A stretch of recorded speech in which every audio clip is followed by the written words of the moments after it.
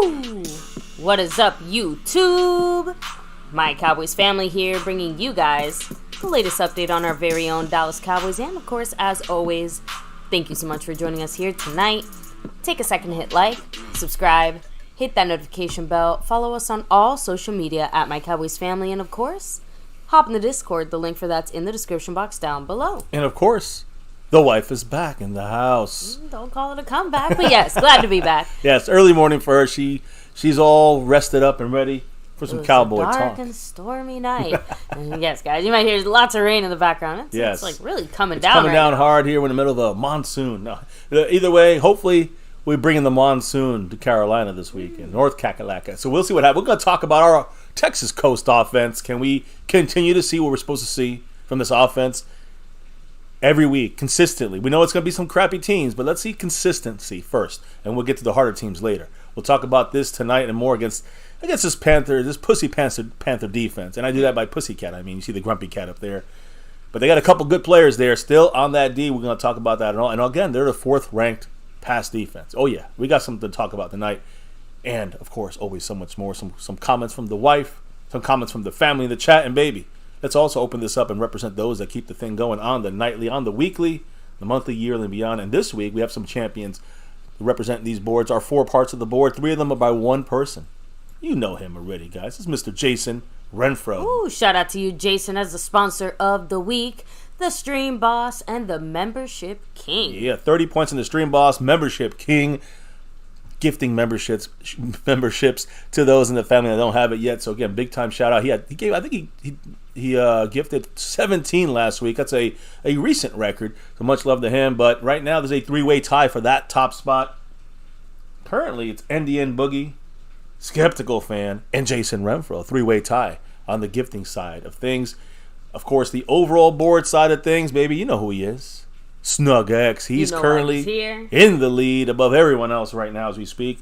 But as you can see, though, Snug X was the 12-week dominator in a row on the Cash App King. He was wearing that crown till Stanley Smith took that from him this week for the first time in 3 months, over 3 months. That streak has been broken by the great Snug X. But he's, like I said, on the overall board in first place. And he is, of course, also currently in first place on the Cash App. Not Snug Smith, Snug X. He is the current leader on that board. So much love to Snug. He's trying to take a little takeover comeback there on the Cash App side, maybe regaining the crown. But I also want to say one other thing before we get it started, baby. Not Snug Smith, but not Jason Renfro either. Stanley Smith, the king of the Cash App, dropped 5 on it. Ooh, shout out to you, Stanley. Pre-stream in the Cash App. That $5 holler, much love to Stanley Smith, as he is now jumped into second place on the overall board, right behind Snug X. So we'll see what happens, baby. As we get off of that here, and I do the shout-outs and the intros, there's a lot of ways to help out the channel. Super chats, the thanks button after videos have been posted, jumping in the membership and, getting the navy blue, silver, star, over everything levels, a lot of perks there. But then we also, of course, when you got everything added up, and I'm sorry, you also got the gifting memberships. Of course, much love of that. The best way to help out the channel and the family in the chat. But there's 4 other ways in the Cash App you can get into that. Not just the overall. That includes the overall, but it's specified to that Cash App crown. What are the 4 ways, baby? Of course, you have the Cash App, money sign My Cowboys Family, the Venmo at My-Cowboys-Family, the regular PayPal link, and last but not least, the Streamlabs link lets your comment show up on screen like a super chat.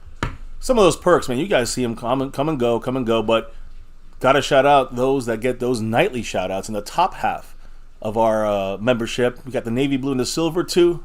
Much love to that crew. But we also have the top shelf star level memberships and the, of course, elite over everything membership.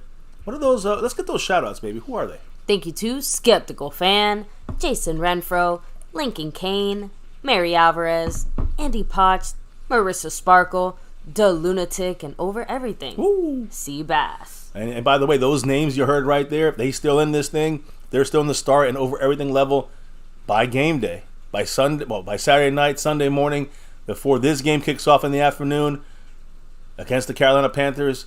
They will be in a raffle right here on My Cowboys Family to a chance to win a sewn and stitched jersey for everybody in the star level or over everything memberships. Much love to everybody we just shouted out, but those are the people currently in the running for another jersey in the Star and Over Everything level membership. The monthly jersey raffle, November's up. Here it's coming up at halftime of the Carolina Panther game. Cowboys mosh, much love. Great jerseys, sewn and stitched, legends of old, new players, current players, whatever. It's a lot of players to choose from. And I know last week's winners for the lunatic raffle, those will be sent out, or at least officially ordered, I think after the weekend. I have to let you know that's a little back up there from the Mosh Man side, but we got it. It's no worries, and we're hoping it'll be here before the holidays for you guys that won those jerseys this past weekend. Who was it? Amazing Games and Skeptical Fan. Yeah. We'll see who wins this star level or Over Everything level, whichever. It might be Seabass, right? See who wins this thing this Sunday afternoon. If you want in, either upgrade or jump in the membership, you know what to do. Much love to the star level membership, and much love to you guys right now in the house. Who is in the house? Who's rocking with the Star here at MCF tonight for some Cowboy discussions? We got Scorpio, much love to you. Daniel Berry Sports, hello and hi.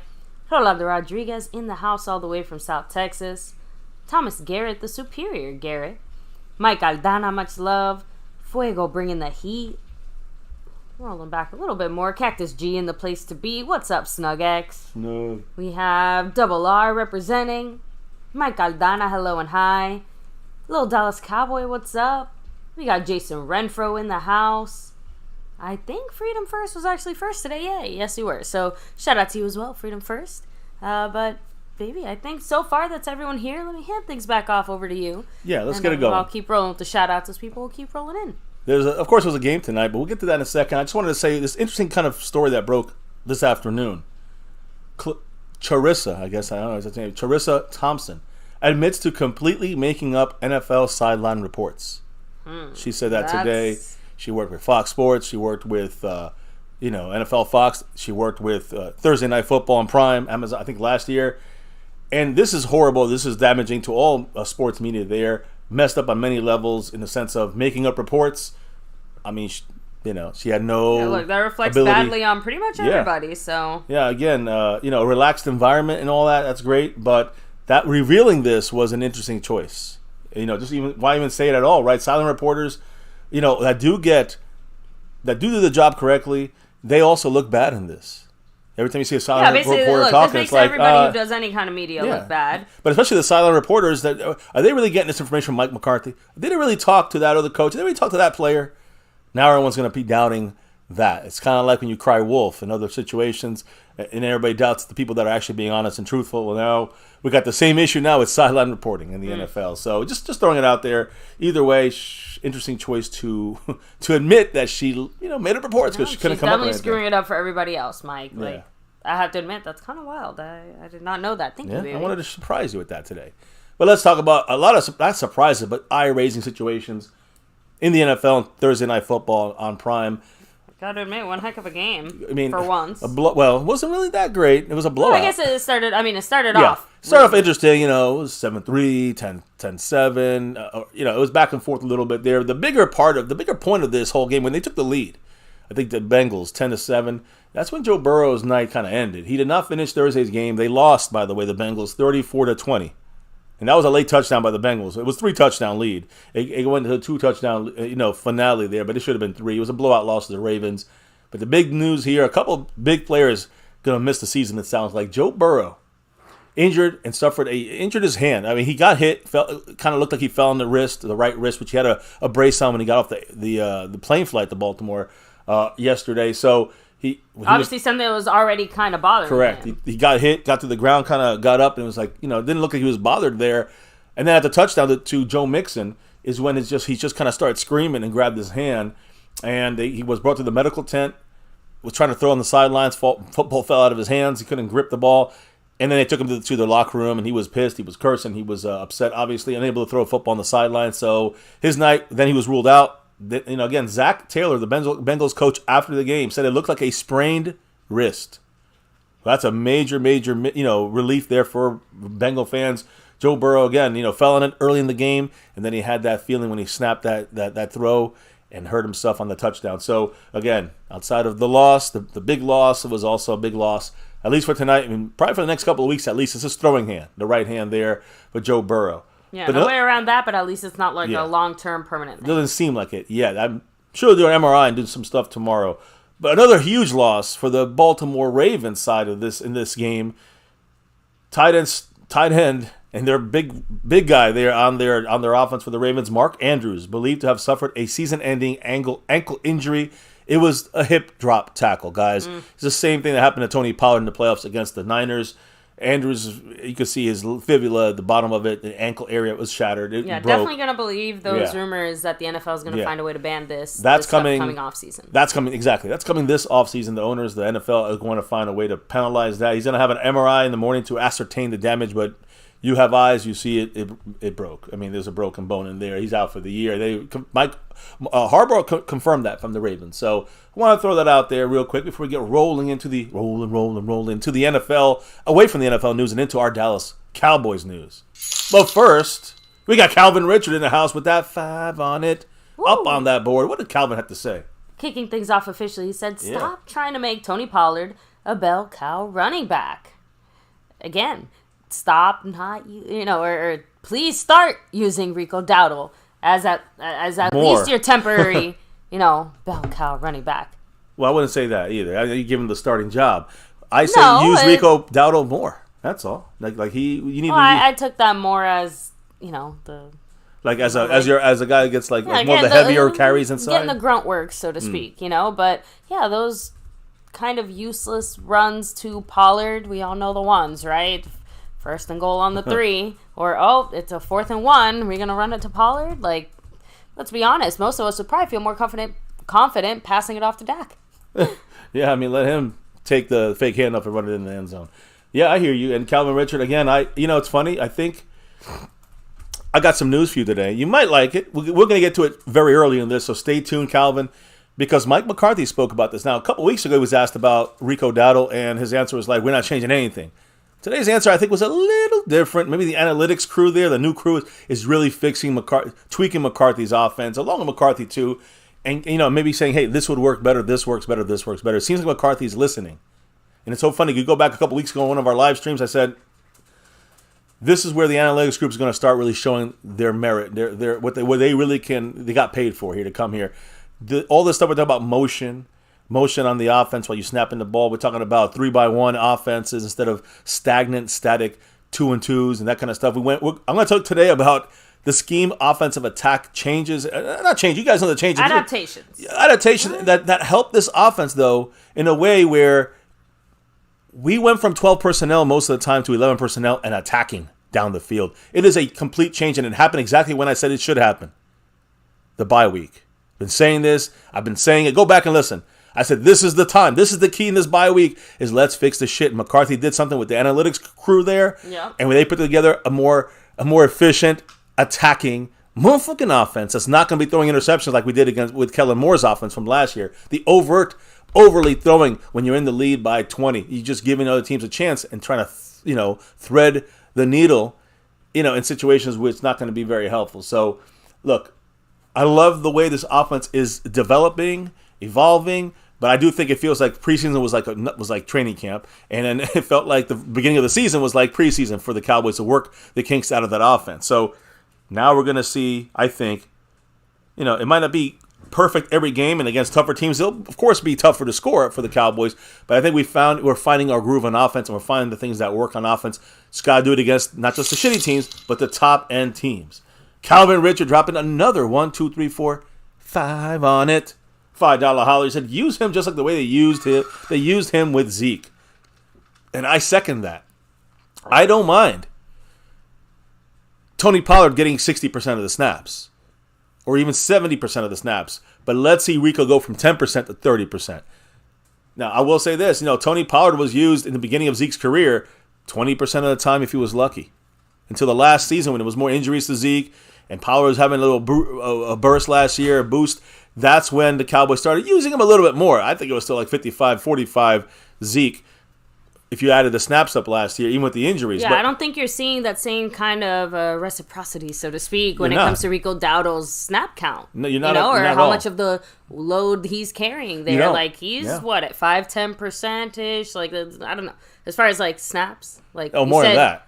No, Rico right now, I would say now after this last game for sure. Well, I'd say before that, he was he was getting like I would say 5 to 10% of the snaps there, right? But now we're seeing more like 20%. I want to see you boost it up to 30. That's what I want to see. 30%, you can see a lot of Rico, you can see a lot of Tony Pollard, and it makes them both efficient. Makes the offense more efficient. That's the idea that I'm with you there. Just I don't want to see Rico getting 75% of the snaps either, and Tony getting 25 because that's what we did last year. That was the plan last year. I want to see it. Tony Pollard still getting 60 or 70%. Let's get Rico in there with the other 30%. Yeah. So and honestly, Scorpio, not really sure who Pollard could even begin to compete with. The running back situation in the NFL right now is a little bit precarious, and he got tagged. So speaking of Pollard, I think he kind of knows. Yeah. And by the way, Jason Renfro's got a Tony Pollard. Yeah. Numeration up top on the stream, boss. 20 away. Tony Pollard. I almost said Tony Pollard drop, and that's why I stopped myself. I'm like, that wasn't a drop. Tony Pollard holler would get you that stream, boss. And we'll take it away from Jason Renfro. So right now he's running the board there. What's up, Pioneer? By the way, Thomas Garrett said that's a huge blow for Lamar Jackson, and it's a good thing that the Bengals have that kind of mini bye week. Yeah, to get ready as whatever's wrong with Burrow. And then, of course, Mark Andrews, big loss for the Ravens and Lamar Jackson. Yeah, honestly, I think that kind of shakes up the AFC a little bit there. 3-game on what lead, happens though. The next few weeks. He's got a 3-game lead, the Ravens, after this win. So, and it doesn't seem like many teams are really going to catch up. The Steelers, I guess, are the ones that could catch them. Technically. They have a 3-game lead over the Steelers, so I don't know how that's going to work out. But either way, the Ravens have a nice buffer there to maybe get that, hold it off for a home field. Yeah, but Andrews is out for the season, so they can hold out as long as they want. But true, he's not coming back. He's out. Burrow, he can be out for a few weeks, but he'll be back. No, they got to maintain. Then maybe have a chance, right? So anyway, back to you. Yeah. Let's get to the Cowboy news now. We talked about NFL news. Talked to the man Calvin Richard here. Let's talk about a Cowboy transaction. The Cowboys made a move today, guys. Yay! Who do we get? Who we sign? Well, calm down, guys. It's not that big of a name, but it is a name that could help somewhere down the line, possibly. His name is Carl Davis. He's a defensive tackle. And he's been signed officially to the Cowboys practice squad. Now, we had Billy Price, offensive lineman that was on our practice squad, and he had to be moved off to the IR list yesterday. So we actually had an extra spot there. Billy Price, not on the practice squad anymore, moved off the practice squad to the injured reserve. I don't know how long he's going to be done for, but he obviously got hurt during practice. Carl Davis now takes over that spot on the defensive tackle side. Here's why. Here's the thing with him. What does he do? What is his position? Think of it like this. His primary spot is a one tech. We're talking, again, a former third-round pick by the Ravens out of Iowa in 2015. He's also a former second-team All-Big Ten. And the main thing he's going to add here is depth and insurance for the home stretch. What do I mean? Again, who's playing one tech on the defensive line? We got Jonathan Hankins, and we got Mozzie Smith. So these two guys are manning that spot right now. If any of these guys go down, and we know, I don't know about Mozzie with the rookie, but we know Jonathan Hankins can definitely get banged up sometimes. We got this Carl Davis that would have to move into that backup role to Mozzie. We don't want to see anything like that happen. So he's kind of there to take on maybe, like I just referenced before a little bit with Rico, he's there to take on a little bit of the grunt work so that Hankins can take a rest, and I guess Mozzie too. Yeah, in practices at least. You're not going to see Davis. Grunt work. It's not always pretty. It's not always on the field either. Well, I'm saying, on the field, you're not going to see Carl Davis, unless there's an injury, and then you'll see him the next week, possibly up elevated. Who knows what else? But my point is that this I think goes to McCarthy's GPS system. Okay. With these guys for the year right now, maybe Mozzie and Hankins, because there's not that third one tech, are taking too many of the snaps and reps in practice. So then wearing them down, let's move in this Carl Davis to take those reps from Mozzie at practice and from Hankins at practice, so we can get vet days without suffering what we want to try to do there on defense / and offense. Again, it makes sense. So, you put it all together. So the Cowboys now have a new third string nose tackle, one tech. Carl Davis. Now, let me just let you know what his size is. He's 6'5", 335 pounds. So he's a big guy. He's made 19 career starts in 72 games that he's played in since entering the NFL in 2015 as the Ravens' third-round pick. He did spend the past 3 years with Belichick and the Patriots. So he's got some knowledge, the Ravens defense, the Patriots defense, as far as with Belichick in the house. I mean, some solid guys and places to learn from. He's our solid third string nose tackle one tech specifically, and only on the practice squad. So no Billy Price on offensive line. He's moved to IR. Carl Davis takes over that spot. Boom, boom, bang.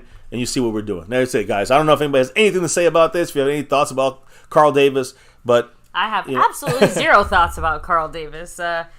Scorpio said it. The price is right. Yeah, exactly. Fits right in. Stephen Jones special. Again, even I agree that not every single move a team has to make has to be like a knockdown, drag down, superstar move. I see the use of this, though. I see the use. I agree. Yeah, it's a good pickup for what he is. People want to see us pick up like Odell Beckham like last year. It ain't happening like that. T.Y. Hilton, no. He got hurt in today's game, too, although not like... Odell did get hurt in this game, and again, a shoulder, but he was good after the game. He was talking to the media. By the way, congrats to the man from Hawaii, repping that star for everything. Marco Sempian. Why? A big mahalo. Skeptical fan, the man. Now in first place on the gifting board. Skeptical fan dropping a little love back to the family here to Mr. Hosepian. Mr. Hosepian. Marco Sempian. Thank you, Skeptical fan. Appreciate the man. Skeptical fan, who now officially is in first place on the gifting board, breaking a tie, and he's got a safety now. Everyone's got 1 point. He's got a safety. Bada bing, bada boom. My Scorpio said Dollar Tree special signing. Hey, Pioneer said solid third string, cracking up. I'm with that solid third stringer. Hey, why not? If you ever need some veteran in there to help Mozzie, if Hankins goes down, this is as good as you're gonna get at this point of the season, right?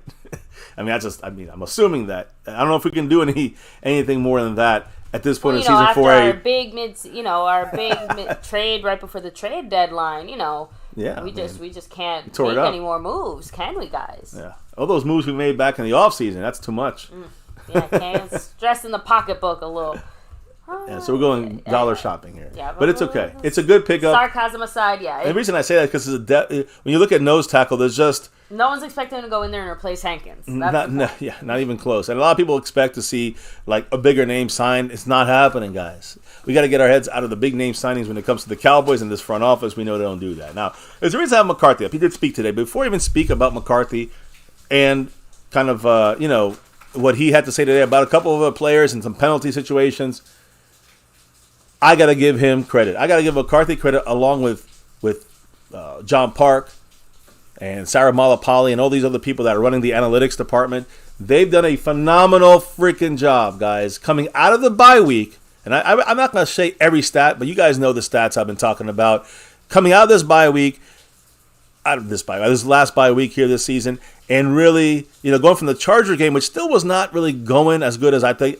I was not happy with that offense at that point, even if it was better than the Niners game and all the games before that. But it was really after that Charger game, after the bye week, we went against the Rams. We were there live in person. The season changed around for the offense. And now, it's not because the players got better. We picked up this guy or picked up that guy. No. It has to do with the goddamn scheme, as I've been saying for years and years in this channel. The scheme. The way we run the offense. Go to the strengths of your players. We were not doing that across the board here on offense. Now we finally are. And why? How? What's we talked about the play action, the way we set up our guys 3-1 or the 11. Again, I'm going to talk about 11 and 12 personnel today, but all these things, the motion, all of this has been the way we use CeeDee Lamb as an isolated receiver in a 3-by-1, right? 3 on one side, bunched. And CD on the other side by himself as the Michael Gallup kind of role. That threw off the Rams and the Eagles. And it also threw off the Giants. So we were able to really attack in that way. What's changed? I've talked about it all. I'm not going to go through all that shit again. But I want to give an overall kind of view of what's going down. It's extremely, extremely impressive, number one, guys, that coming out of this bye, fixing this, the results have been phenomenal. The coaching staff and the analytics staff that's willing to make serious changes in the middle of the year. It is not common to do this. It is hard to do this. Once you install an offense, it is hard to kind of revamp shit almost from scratch, especially in 2 weeks. I agree. But it is impressive that the Cowboys were able to make wholesale architectural kind of changes to the scheme on offense. And I've talked about the details, but the main thing I want to kind of stress is the overall grade and look of this offense. We went from a 12 personnel offense with 2 tight ends and a running back and 2 receivers. That was our look most of the time, the first 5 or 6 weeks of the season. Then, the last 4 or 5 weeks, you know what we did? We've gone from a 12 personnel 2 tight end set to an 11 personnel, which now we have 1 tight end, 1 running back, and 3 wide receivers. Look at that. We found Brandon Cooks. We found our 3rd receiver, Gallup or Tolbert. We don't have to use Schoonmaker right now as much. We got Ferguson. Yeah. When you're using these guys to an 11 personnel offense, it's one thing. You can still mismanage this. We've seen Kellen Moore sometimes mismanage this. But it's the perimeter attack that has changed. With 3 receivers, now you're hitting the outside. You're seeing my thumbnail. It's Brandon Cooks and CeeDee Lamb there for a goddamn reason. We're hitting that perimeter. We're hitting guys. Yeah, we're going some crossing routes and some drag routes, but we are hitting the outside using our outside receivers to attack down the field in 11 personnel. Now we don't have 2 receivers and kind of held back a little. We got 3 receivers giving the defenses problems. Listen to this, guys. From weeks 1 through 5. And I did like under center a lot. But weeks 1 through 5, we were under center 3rd most in the league. So that might have been a little too much. 45% of the time we were under center. One of the things I like, but I admit, is that too much? Now we're at 30% the last 5 weeks. All right. Weeks. So we're seeing we that. found a spot there, Yeah. right? A sweet spot. 15th in the NFL. We were 3rd using under center. Now we're 15th under center, which is about 3 out of 10 plays we're under center. 7 plays shotgun of some sort. How about in the pocket passing? Mm-hmm. All right. 9th most in the NFL in the first 5 weeks of the season. It went down about 6%. Now we're 22nd. That's how much 6% is. We go from 9th to 22nd in the NFL. Going out of the pocket a little more. That means Dak's legs. Using Dak's legs to open up the offense and the efficiency, extending the play. Boom. You're seeing that went down, but that's a good thing in our offense. How about air yards per attempt? All right. Weeks 1 through 5, we were 29th in the NFL, guys. Almost the bottom of the barrel. We only were getting 6.6 air yards. You remember the McCarthy conservative playbook? The quick pass. That's great, but we didn't do anything else but quick passes, right? We only were 29th in the NFL, 6.6 yards. Now, air yards per attempt, almost 10 yards, guys. It went up almost 4 yards, 9.8 yards. That is 3rd best in the NFL the last 5 weeks. That's a big fucking change of concept of your offense.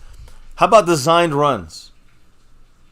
Because design runs, sometimes we're doing a little bit too much running in the first 5 weeks, in my opinion, with no real efficiency from that. We were 3rd most. We had designed runs 3rd most in the NFL, 44% of the time. Designed runs now, we're down to 27th. If we run, it's going to be something that's more Dak rolling out, some kind of option situation. 32.6%, guys. We're doing that now, which is a good thing. We're not having so much basic running going on right now, okay? We're definitely taking it to another level. And run yard percentage of total yards. Again, how much are our total yards were through the ground? The first 5 weeks, we were 3rd in this. 38% of our yards came on the ground. How about the last 5 weeks? We are 23rd. 25%. Only 25% of our running yards, of our yards in our per week, come from the ground. So that is what we dropped down that run and thrown a little bit more. Now, I mean, Pioneer brings up an interesting point, right? He said we went right back to last year's spread offense. Ideally, it should work. It's more or less the same as last year, but without Kellen Moore calling the plays. And that's a big deal. That is a big deal, in my opinion. I added in there that, the motion was missing last year and previous years with Kellen Moore. You know what I mean? I agree 100%. That's the other kind of tweak. McCarthy tweak. And the Dak legs. Addition. That wasn't really used by Kellen Moore too much. I know, and Dak admitted himself that it was, it wasn't just a scheming situation, right? It was a Dak choosing not to run situation. So, on one hand, it sounds like McCarthy got the better end of the deal there, but we all know it's not like Kellen Moore was going to ever properly scheme any or call the plays. Yeah. So or inspire Dak to feel confident enough to do that. The option now for McCarthy is that we have quick passing as well. We have the Kellen Moore style offense, and we have the conservative offense. Either way, however we do that, I think Dak and the offense kind of on the same page on this, and we know when we have to use it and when we don't have to use it. We can go back and forth to the quick passes, and then go and expand it down the field, attack with 11 personnel. So this is what's a good thing. Again, you know me, I'm pretty negative about things, but this is one of the good things that give me hope that we can maybe beat a good team this year. And then get into the playoffs and do something for real. Not sit here and look at fool's gold every fucking year. So I think the offense will only get better as we keep, mastering what we're trying to do here, whether it's 11 personnel, play action, motion, Dak's moving around with the legs, the 3x1 more often now than we didn't have 3x1 because we only had 12 personnel. We had 2 tight ends and 2 receivers. So again, whatever we're doing right now, whatever it is, it's good. And it's a positive thing going forward.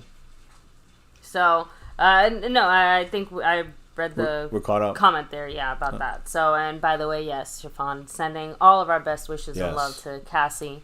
So sorry to hear about her grandfather. Yes, so obviously thoughts going to her.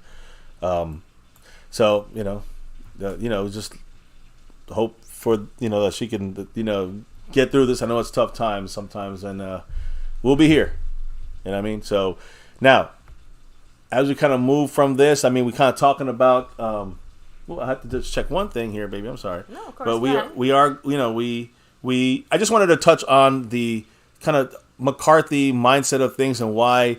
You got to give him. I know everyone's give Dak credit, and I love Dak. I think Dak could have done this from the beginning of the year. It's not on Dak to me. It's on McCarthy, and McCarthy has, in my opinion, truly come through with the changes that I had to see him make after the bye week. I think it's easy to be able to say I'm right all the time. I think it's really hard to admit, hey, I'm doing something wrong. Something's not working here. Let's fix it now before it becomes a bigger problem. And like you said, it is kind of big of McCarthy to actually seem to take active steps every year to progress towards that. Now, how successful we actually are in the end still remains to be seen, since we're only in week 10, week 11 now. I know. So I chopped it up half and half. Half with the bad offense, half with the good offense. I know. Defenses are good or bad, it didn't matter. and that's why I said that, it's important that we continue to move in a upward trending motion here when it comes to what we're doing, right? Agree. The trajectory has to go up. Yes, before anybody says it, against the good teams, not just the bad ones. Well, after a couple more games against the Panthers and Washington and a better team like Seattle, then we get the really good teams like Philadelphia. There's no bad teams in Philadelphia. Buffalo's supposed to be pretty good, right? They're average. The Dolphins, the Lions. If we win 3 of those 4, you can't say we don't beat good teams. You can't say we can't beat good teams. We can. We definitely can. We should have beaten the Eagles. I want to see the wins. You know when the wins are most important? In the playoffs. So let's see this offense keep growing and let's get that hope that we need. Not just for against the Panthers, which we'll talk about today. The Panthers' defense against our offense. But it's not just about this. It's about finding what you got, expanding it, getting better, mastering it, and getting to the playoffs and using it for wins against playoff teams and better teams, which would make us better, actually. I agree. So yeah. So I'm sorry. I do want to shout out the king of the Cash App, Stanley Smith, in the house. He just dropped a $10 Cash App holler.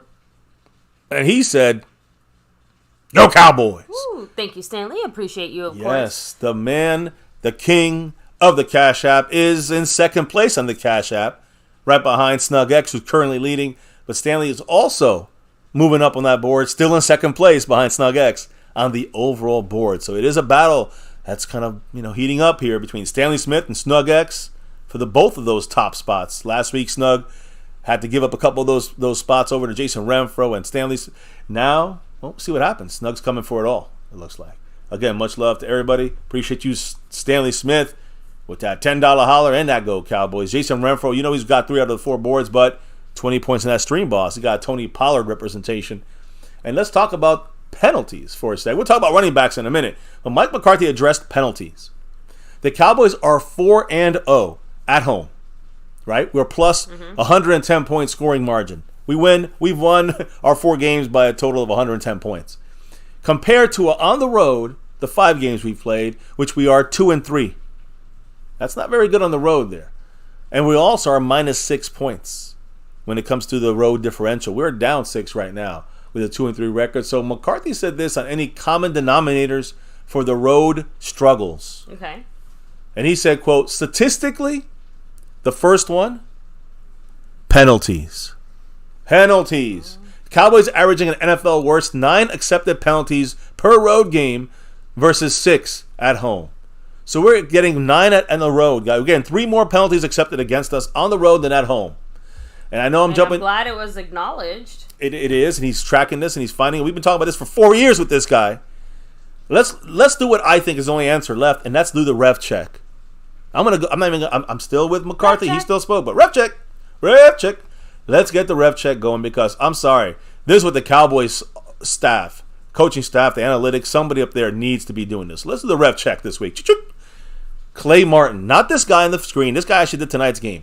But Clay Martin is a National Football League official that wears number 19. He's the head referee, and he entered the league in 2015 as an umpire. Promoted to the head ref for the 2018 season, following the retirements of Terry McAulty and Gene Statatore. Now, how does he do this? Clay Martin, how does he run his squad here? Let's look at this, guys. When you look at the NFL, listen to this. The top guy is Land Clark, and he's thrown 142 flags this year. Okay. Right, in 10 games. But you look so when you say top guys, you mean top refs? No, I'm saying like top throwing, top flag happy guys. Land Clark with 142, Alex Kemp 131, Trey Blake 128, 121 for two other guys, and down the list you go. All the way to get to the last guy on the list, which is Clay Martin. They don't throw penalty flags hardly at all. They're the least throwing flag happy refereeing crew in the NFL, so we should not be screaming about a lot of flags in this game. Again, his crew here, Clay Martin's crew, 81 penalties. Remember the top number is 142, 131, 128, 121. 81 penalties this year in 8 games for Clay Martin's crew. All right? Home teams get about 48, from him, and 33 against the road team, which would be us this week. Just trying to say, guys, we're getting a crew this time that's not crazy with the penalties. That hopefully will show, like McCarthy said, he wants to. Hopefully that reflects in the way that the number of flags. I mean, that's the thing. McCarthy, that's one of the big issues. Well, but we don't have a ref that throws a lot of flags, so let's fix that now, right? Again, 81 total penalties, 33 48 for the home team, which would be Carolina, 33 for the away team, which would be us if he throws them. But let's look at specifically what does Clay's crew here call mostly. Offensive holding is number 1 by far. Almost 3 penalties per game. Oh, yay. Offensive holding. False starts 2 times per game. All right. Second most call. And then after that, it's a big drop to under 1 flag per game. For example, for these kind of penalties, defensive holding. Can't be too grabby out there. Unnecessary roughness, no late hits. There's even neutral zone infraction. And we fucking suck at that. Like the kings of that. So the Cowboys got the defensive side got to watch your shit, and the offensive line got to not hold your shit. That's it. You got to work on that. What are the things that this crew, Clay Davis's crew, is a little more lenient on? Illegal formation, illegal blindside blocks, illegal peel back blocks. So any blindside or peel back blocks, any blindsided stuff, you see something like that happening, you see a flag, don't bitch. We know this crew will call this. Illegal touching of the pass, which it's a rare flag. Player out of bounds on a kick, rare flag. Delay a game, they're watching the time. They'll throw that flag right away. But those are the least penalties they throw. So, again, flag happy crew, not the least flag happy crew. And, I just wanted to check in with that since we heard McCarthy's 2 cents. So I did the ref check, and we know what we're doing now. We know what we got to deal with here. Got to fix the penalties on the road. That does not mean start slacking, Cowboys. No. Just because they're not flag happy. That's all. Yeah, exactly. You still got to be good about the offensive hold. You got to be not going a false start or offsides. You got to keep your shit together on offense and on defense, case closed. So, again, McCarthy specifically talked about the penalties, so did we cover that now. Now, what about the running game? And, baby, this is what everyone wants to talk about. Rico Dowdle. So McCarthy was asked today about getting Rico Dowdle more carries this Sunday. And throughout the rest of the season, McCarthy said this: "We'll see how the game goes. I'm thrilled to death with the way that Rico's been playing. I think we do an excellent job of ball distribution."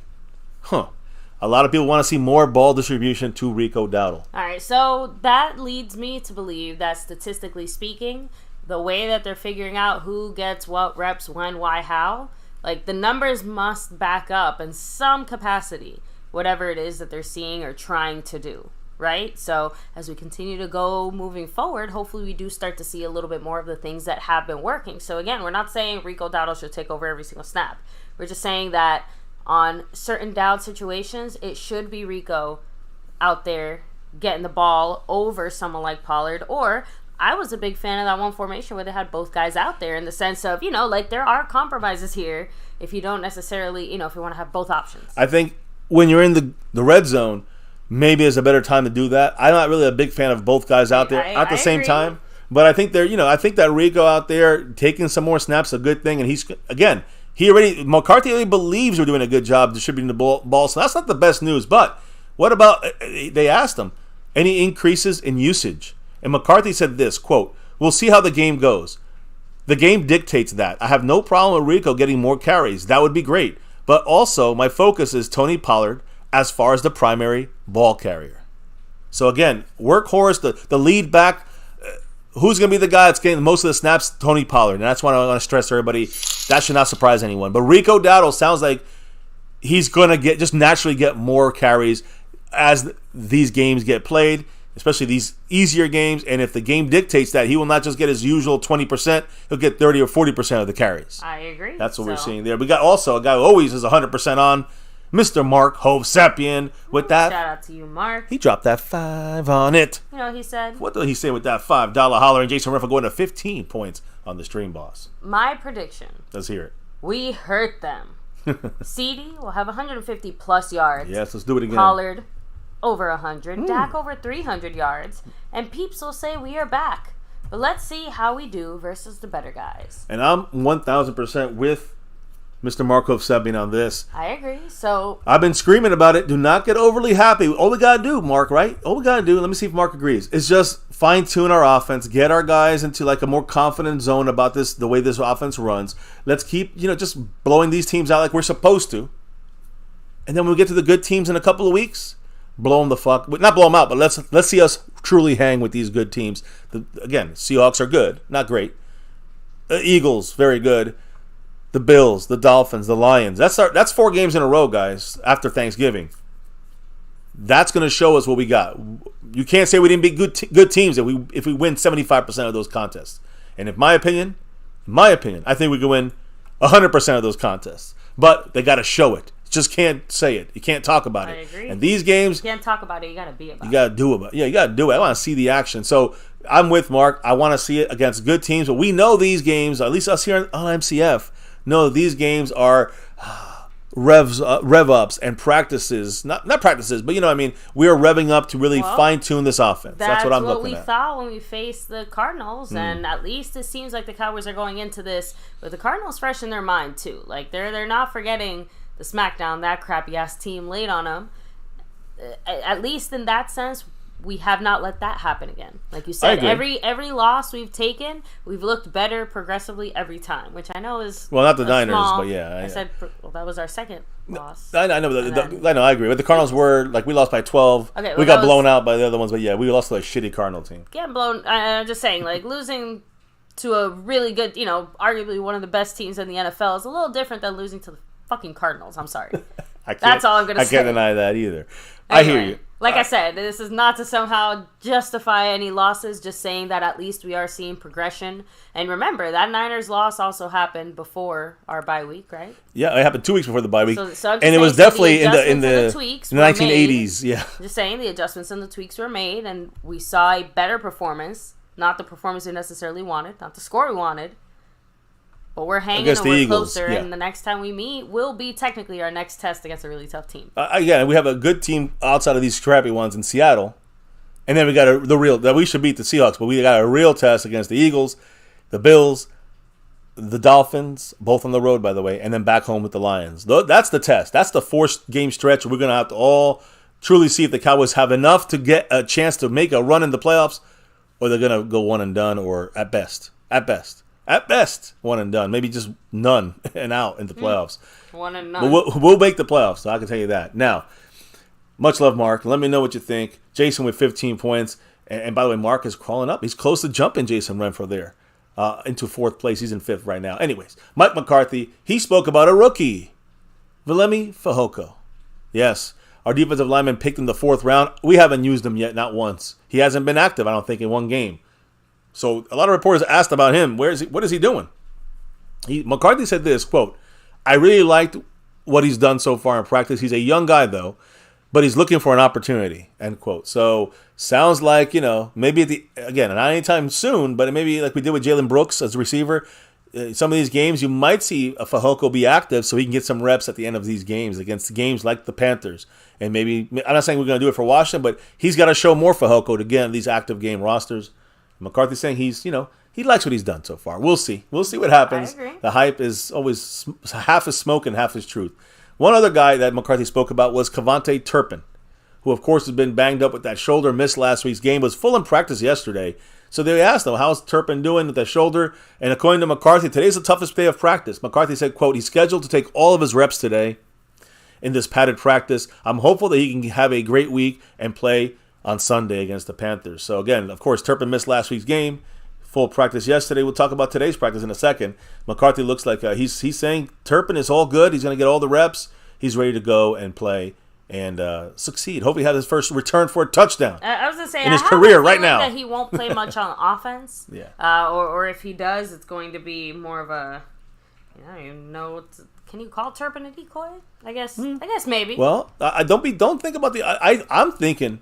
What I'm hearing is that when he says all his reps, that doesn't mean just the special teams reps. That means offensive snaps. And I think that what I'm hearing is that McCarthy's really trying to incorporate him into this offense more and more every week. So I don't think he's going to slow that down. Perfect opportunity then, yes. I guess. Yeah, he'll get his most, if he stays healthy, knock on wood, he'll get his most opportunities in this game on offense, I think, this year. That's a good If he's healthy. Now, the practice, how did it go? Tyron Smith, the only player not on the practice field. The only player not there. All right, I mean, makes sense. Well, he gets his veteran. Are we worried? This is a tough day in practice, right? Not on the practice field, and the Cowboys followed the similar practice script. Not, when it comes to the veterans, specifically this guy, Tyron Smith. He practiced yesterday in a walkthrough. Today was a tough padded practice. Nowhere to be found. No practice for him, it seemed like. What about Turpin? Cavante Turpin back taking his normal punt return duties. Mm-hmm. Some on offense as well. Some offensive snaps for him. Love to hear. Rico Dowdle with the ankle yesterday worked to the side and pads with Britt Brown. So we talking about more Rico. Rico's going down low with the ankle, so we're going to see what happened. But he was in full practice yesterday. Let's see how they listen today, guys. So today, the practice report, as you guys know, Tyron Smith, he's getting a day off today, guys. Tyron Smith, his exit from practice today was an NIR, all right, not injury related. It's a rest day, and there's not even he's not nothing wrong with it. It's just a rest day. It's not even like a designation or anything. So Tyron Smith, they didn't practice. Yesterday was full practice in the walkthrough. Today, purposely sat out. It's just maintenance on the big man, and that's the way it's going to be the rest of the year. Smith days. Yeah, Tyron Smith day. Tyron Smith day. Today was a TS day. Tyron Smith day. Now, that could be Tyler Smith, right? But anyways, we had that going, right? Tyron Smith did not practice today. We expect that every week, every Thursday practice. Now, what about everybody else, guys? The rest of the entire injury list is the same as yesterday. All right, Tyron Smith, again, only player not practicing, performed well the last two games he's played in with no practice, and that's going to happen again against the Panthers this week. Turpin is trending toward a return versus the Panthers. No other changes. You know why? Because yesterday, Cavante Turpin, full practice with the shoulder. Today, the full padded practice, full practice for him. So Turpin's all go on this. And, the portion of practice that was open to the media, Rico Dowdle was on the sideline kind of doing a little rest, and he has an ankle injury. He was in full practice through the walkthrough. Okay. How about today? A padded practice, full practice. So that's just a maintenance thing for Rico. He's good to go, yo. Again, I got to knock on wood before my next statement just for safety reasons. All right. But it's still, again, that's why it's so important, everything that happened in tonight's game. Right? That's what I meant Bengals when I said, Ravens? A lot of things got shaken up in the AFC because, Joe Burrow being out for the next few weeks. You're right. The Ravens have a very solid lead. And I'm not necessarily talking about the regular season anymore just because, find it hard for, even them to somehow blow this, right? Even without Mark Andrews. But you can't deny that does affect the future long-term situation. So they have until the playoffs to figure it out. I'm saying it's another kind of feather in our cap that we have managed to overcome our injury situations. And again, McCarthy is being, you can tell, very vigilant and very cautious to try and keep as much of our team healthy as possible. He's always been like that. But this year, a lot more with that GPS tracker. He's putting that in full use. And not just that, but with the Trayvon injury as well, that again, it happened, it was a freak accident, but I think that also kind of made him go like, holy too shit. Many rough practices, maybe you have to tone it down just a little bit. We haven't really heard about practice injuries as often since Knocking then. on wood. And like I said, we've managed to overcome all the other injuries we've had, bumps and bruises. Well, speaking of other injuries to overcome, baby, for 4 weeks, 5 weeks, there's been no Peyton Hendershot. But guess what? It's a shot he plays this week. You know why? Because he's, again, on that 21-day window, 3 weeks to get back on the Cowboys' active roster. And the guy has 2 days back-to-back full practices in a padded practice. Hendershot, full practice. Great news. I think he's going to be activated for this game, in my opinion. And we'll see the moves the Cowboys make here. I don't know if there's anybody banged up. I don't see anybody banged up on our roster. I mean, look at guys like Fehoko. We just talked about him. Helmi Fehoko. Knee injury, full practice both days. This is the big day, though, right? Jordan Lewis with the neck stinger.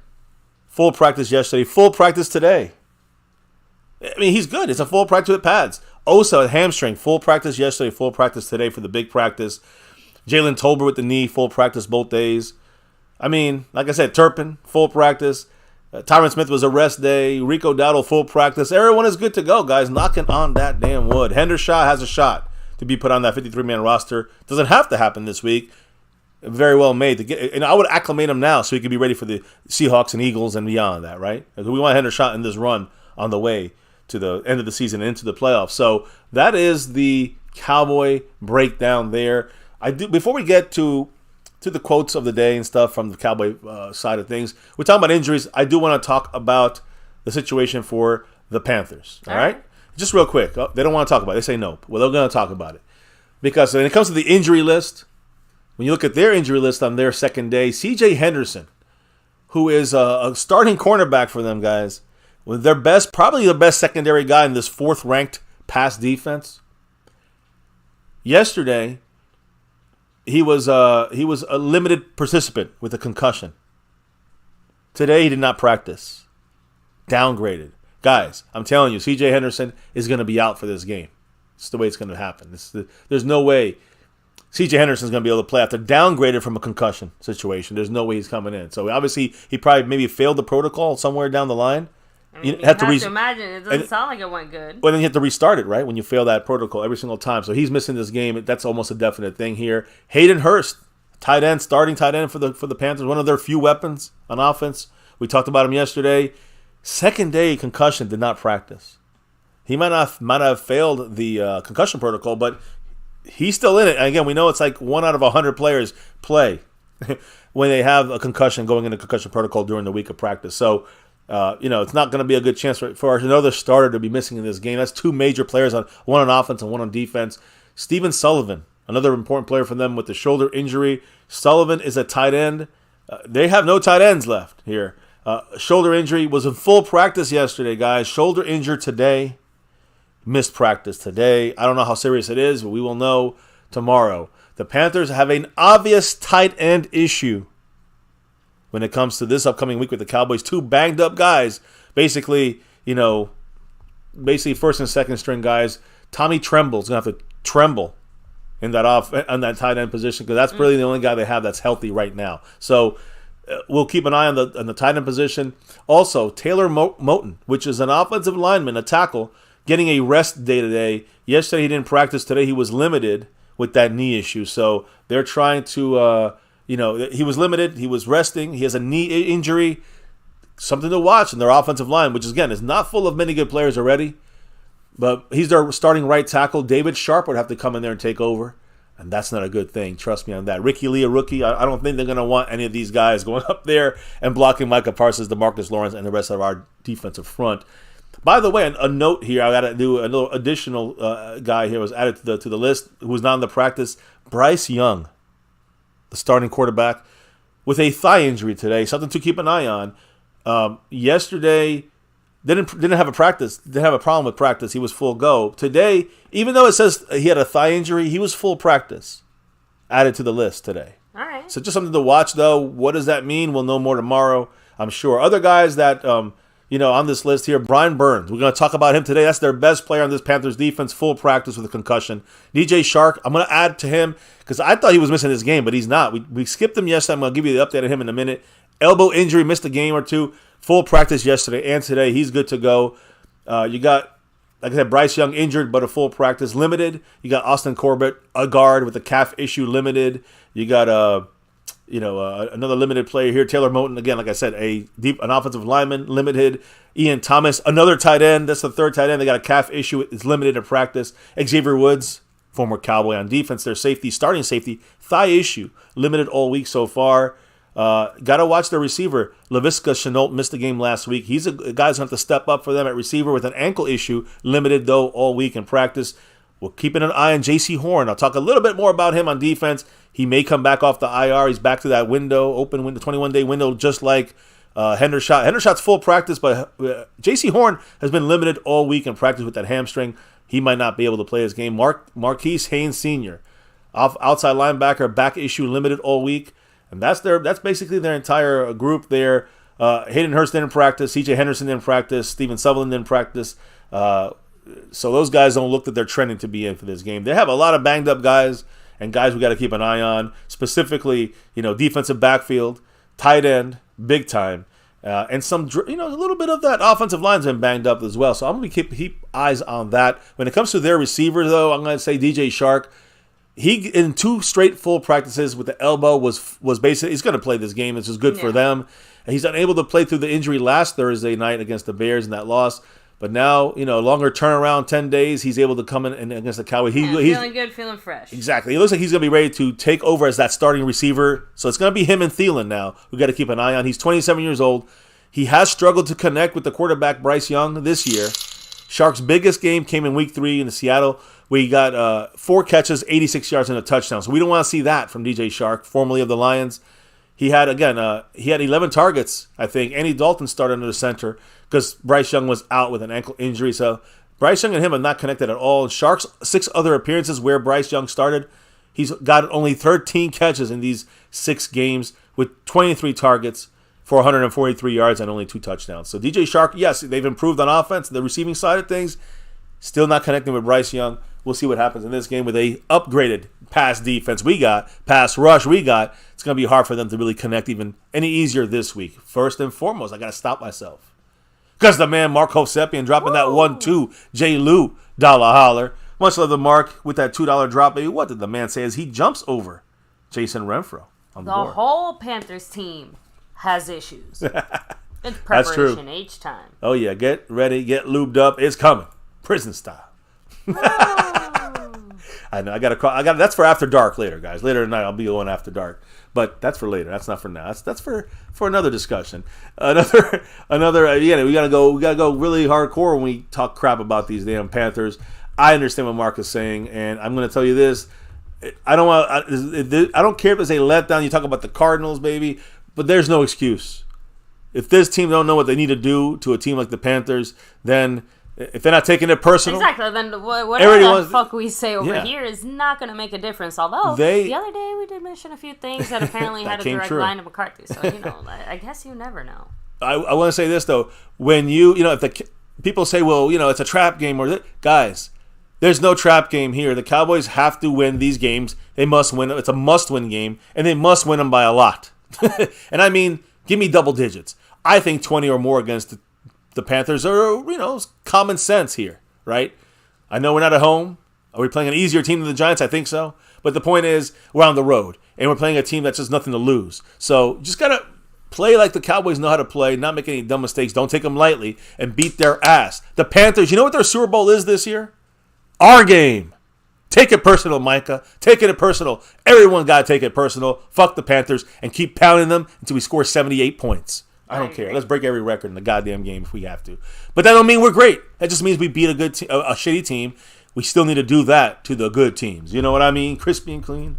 I can't wait for this game because I want to crush them all. All of them. And by the way, baby, guy who's trying to crush everybody right now on the overall board and in the Cash App side, it's the leader right now on those 2 boards. Snug X with a 5 on it. A $5 holler by Snug X, baby. What did he have to say? Go Cowboys. Go Cowboys. Also, he wants to hear a little more from my point of view on some of these things. Oh yeah, of course. I want to hear from you, baby. Trust me, I've been more than talking. Yeah, let me know if I need to shut up. Snug is saying, "Hey MCF, shut up." I'll shut up. I'll let the wife talk when she's more than willing to. If I have something to say, I'll say it. All right. Thank you, Marco Seppian, with sneaking in a $5 holler. A descriptive $5 holler saying, I want to hear it. If we lose, I will drink a gallon of milk while getting a prostate exam and watching a marathon of The View episodes. No way we lose, because I'm lactose intolerant. So he's really fucked, no pun intended, if we lose to the Panthers. Listen, I don't. There's. I'll be. It won't be that I'll be shocked. I won't even be. I guess I'll be frustrated that we lost to a shitty team if this even happens, comes close to happening. But I'm not going to be surprised in the sense of like it just tells me the answer. The Cowboys are not ready. If we lose to the Panthers, I don't care about the bad games. We had our bad game against the Cardinals. We got blown out by the Niners. Enough of that shit. Excuses. The good teams that actually try to win Super Bowls, they don't get beaten by a bad team twice in a fucking year. I don't know if that's ever happened to a Super Bowl team. Maybe a couple here and there, but very few. Very few. So, so good, baby. That's not the way to convince us that you're trying to win a Super Bowl or hell, even a singular playoff game. 1,000%, baby. That's it. Like, the bar is literally in hell, guys. Like, we're just trying to win 2 playoff games consecutively. That's it. In whatever capacity that even fucking means anymore. So. And let's just get it done. But let's do it right. Let's beat this pummel. Let's keep pounding these Panthers. You got to remember, that's their slogan, keep pounding. Oh, you're going to hear me say a lot of keep pounding. And I'm going to say it in different colorful ways. Can't wait till the game starts. Drop those emojis if you got Whoever thought of that definitely did not run that past a group of 13-year-old boys, but continue. Or a bunch of Cowboy fans that want to get a victory and destroy the Panthers. Poundings. Anyways, let me get to special teams. It's always a special place in our hearts. But before, actually, I'll get to special teams because then, baby, you can really get down to who spoke today, what they broke down with. But again, I'm going to put this guy up. He didn't speak today. He didn't have any quotes even this week. But John Fossil, Bones, he's going to be our representation of special teams. When it comes to the Cowboys, we have Brett. We have you never say Brett Mulder. I don't know why I'm stuck on this shit. Brandon Aubrey. All right. And Aubrey is the top kicker in the league. I can't believe. I know. I can't say that. Brandon Aubrey will. I mean, I can't see how he's not the NFC fucking Pro Bowl kicker versus Tucker over there with the Ravens. I'm just saying, he's got a better story than the boy who kicked. And not better story, but guy hasn't missed. He hasn't missed. I can't believe they're still saying this, baby. And he never missed again. I never would have thought that we would be saying he never missed again. We started something. You guys should put that on a shirt. Seriously. I've never had, in my mind, would I have said he's the NFC Pro Bowl kicker? I would have said I would have fucking bet my entire bank that we would have never said those words this year. And I'm so glad I didn't do that. I would have bet all the bank that we wouldn't be here at week 11 saying he never missed again. So that's why we don't bet on our Cowboys. You guys feel it? That's why we don't bet on the Cowboys. But how's their kicker doing? Well, you know this name. He's been on a couple teams like the Bears and others. Their kicker is Eddie Pinheiro. And he ranks... That does sound familiar. Yeah, he's been around. He ranks 20th among all starting kickers in field goal accuracy. So he ain't no Brandon Aubrey. He's at 84%, which isn't horrible, but ain't great. And he missed 3 field goals this year and 1 extra point. Brandon Aubrey missed 1 extra point, and he never missed again anything. Now, what about punter? Of course, we got the great Brian Anger, bringing the anger on on special teams and punting. Johnny Hecker is the punter for the Panthers, and if that sounds familiar, it definitely sounds familiar with Bones. That's a reunion right there. Formerly, of course, Hecker from the Rams. So is that was one of his best guys he used to trick plays over there with the Rams for Bones.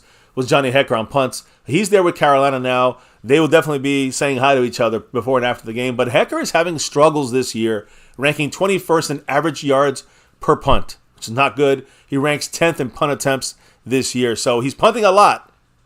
Top 10 in punts, but 21st in yards per punt. Not a good deal, not a good situation for the Panthers punter, Johnny Hecker. And by the way, I'm going to quickly say here that the Panthers used the ex-Minnesota Vikings wide receiver, Emir Smith-Marset. He's their punt returner and kick returner, guys. He ranks 6th in punt returns yards, and he has 1 for a touchdown this season. So they have a stinky kicker and a stinky punter. But their returner, Smith-Marset, he's a guy that can definitely break one. So you got to watch him on special teams. We got Turpin back. And if you don't play, we got Deuce and Rico doing that duty there. Baby, we got the man Marco Sippin dropping that 1-2 J. Lou. Dollar holler, taking Jason Renfro to 6 points on the stream. But he's hanging on by a split second there. He said, and I will film it. Oh, no. Orale. Oh, no. Now Cowboys. Orale. I don't want to have to make him post this stuff. Can but we respectfully decline that request? Just kidding. Yes, Cowboys, it's up to you to win now, right? Yeah. Only you can save us. You got Marco Seppian in your crosshairs now. Only you can save Mark. Mark's going to have to film this. He's going to film himself, and he's going to put it out there. I mean, now we got it's on video. It's in the internet world now. Now it's official. Mark, I'll delete that comment later, so it was never seen. Much love to Mark. That's how confident he is that we're going to kiss. We might only have to win by one for that to have to happen. But the expectation is destruction of the Panthers' foundation. That's what I want to see. Hell yeah! Sorry, I didn't want to interrupt. No, you're good. Okay, all right. I'm just making sure. Now, not to be so. I know. No, I'm just saying. I didn't want to cut you off. But Snug X wants to hear you. He's gonna hear you now, baby, because we got some guys that spoke today. You know, I'm gonna say this on defense because we spoke yesterday about the defense. We talked about DJ Shark on their offense. So we talked a little bit about kind of whatever fell through the cracks today. We're gonna do it the other way. But before we get there, baby, go through the quotes. I'm gonna start off the defensive quotes real quick. The defensive stat here. The Cowboy defense. We've allowed 7 rushing touchdowns this season. Only 7. That's the 5th fewest in the NFL. Mm-hmm. We're 5th best in stopping running touchdowns. 5 of them. That's it. I'm sorry, 7 this year. 5th best. The Panthers, how are they running the ball? Oof. We talked about Chuba Hubbard and all that. Guys, they scored 2 rushing touchdowns. Remember that last year? Second worst. I'm surprised it's not worst. Second worst in the NFL. The Panthers have scored 0 touchdowns on the ground in the last 3 games. Ouch. There's no way this team should even smell a running touchdown against our defense, one of the better run defenses in the NFL, and of course, second best pass defense. We're coming for you, Bryce Young. We're coming for these receivers. I don't care. Thielen, Shark, we're going to cut you up. So, again, I want to hear from Micah Parsons. I know he spoke today. He had some things to say. Our man, Micah Parsons, manning that defense. And we know he's had some ups and downs. It feels like, to me, he has no downs. I mean, to me, Micah Parsons is the greatest player in our team right now. But he's been slowed down this last game. No stats on the stat sheet. No sacks. No tackles. No nothing, right? So, of course, he had pressures, other things, but none of those major usual stats not showing up, Micah. So he was a little upset. He left. He didn't speak to the media after the game. What else did he say today, baby, about manning up with his defense and getting a better game input? Excelling here, maybe getting his sack or 2 and adding. Aside from just bringing everybody with him, how about getting those stats up there too? How does he feel about this upcoming weekend? What's going on? He said, "I always say I got next week. People act like I'm dead today and gone tomorrow. I get a great opportunity. That was one of 3 games where I didn't have a sack. I think the production is there and my presence is felt."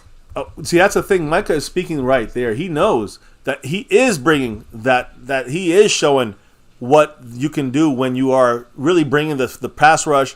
He is helping Dorrance Armstrong and Sam what's his name? Sam Williams. Yeah, he went into and a little Fowler more getting detail. sacks.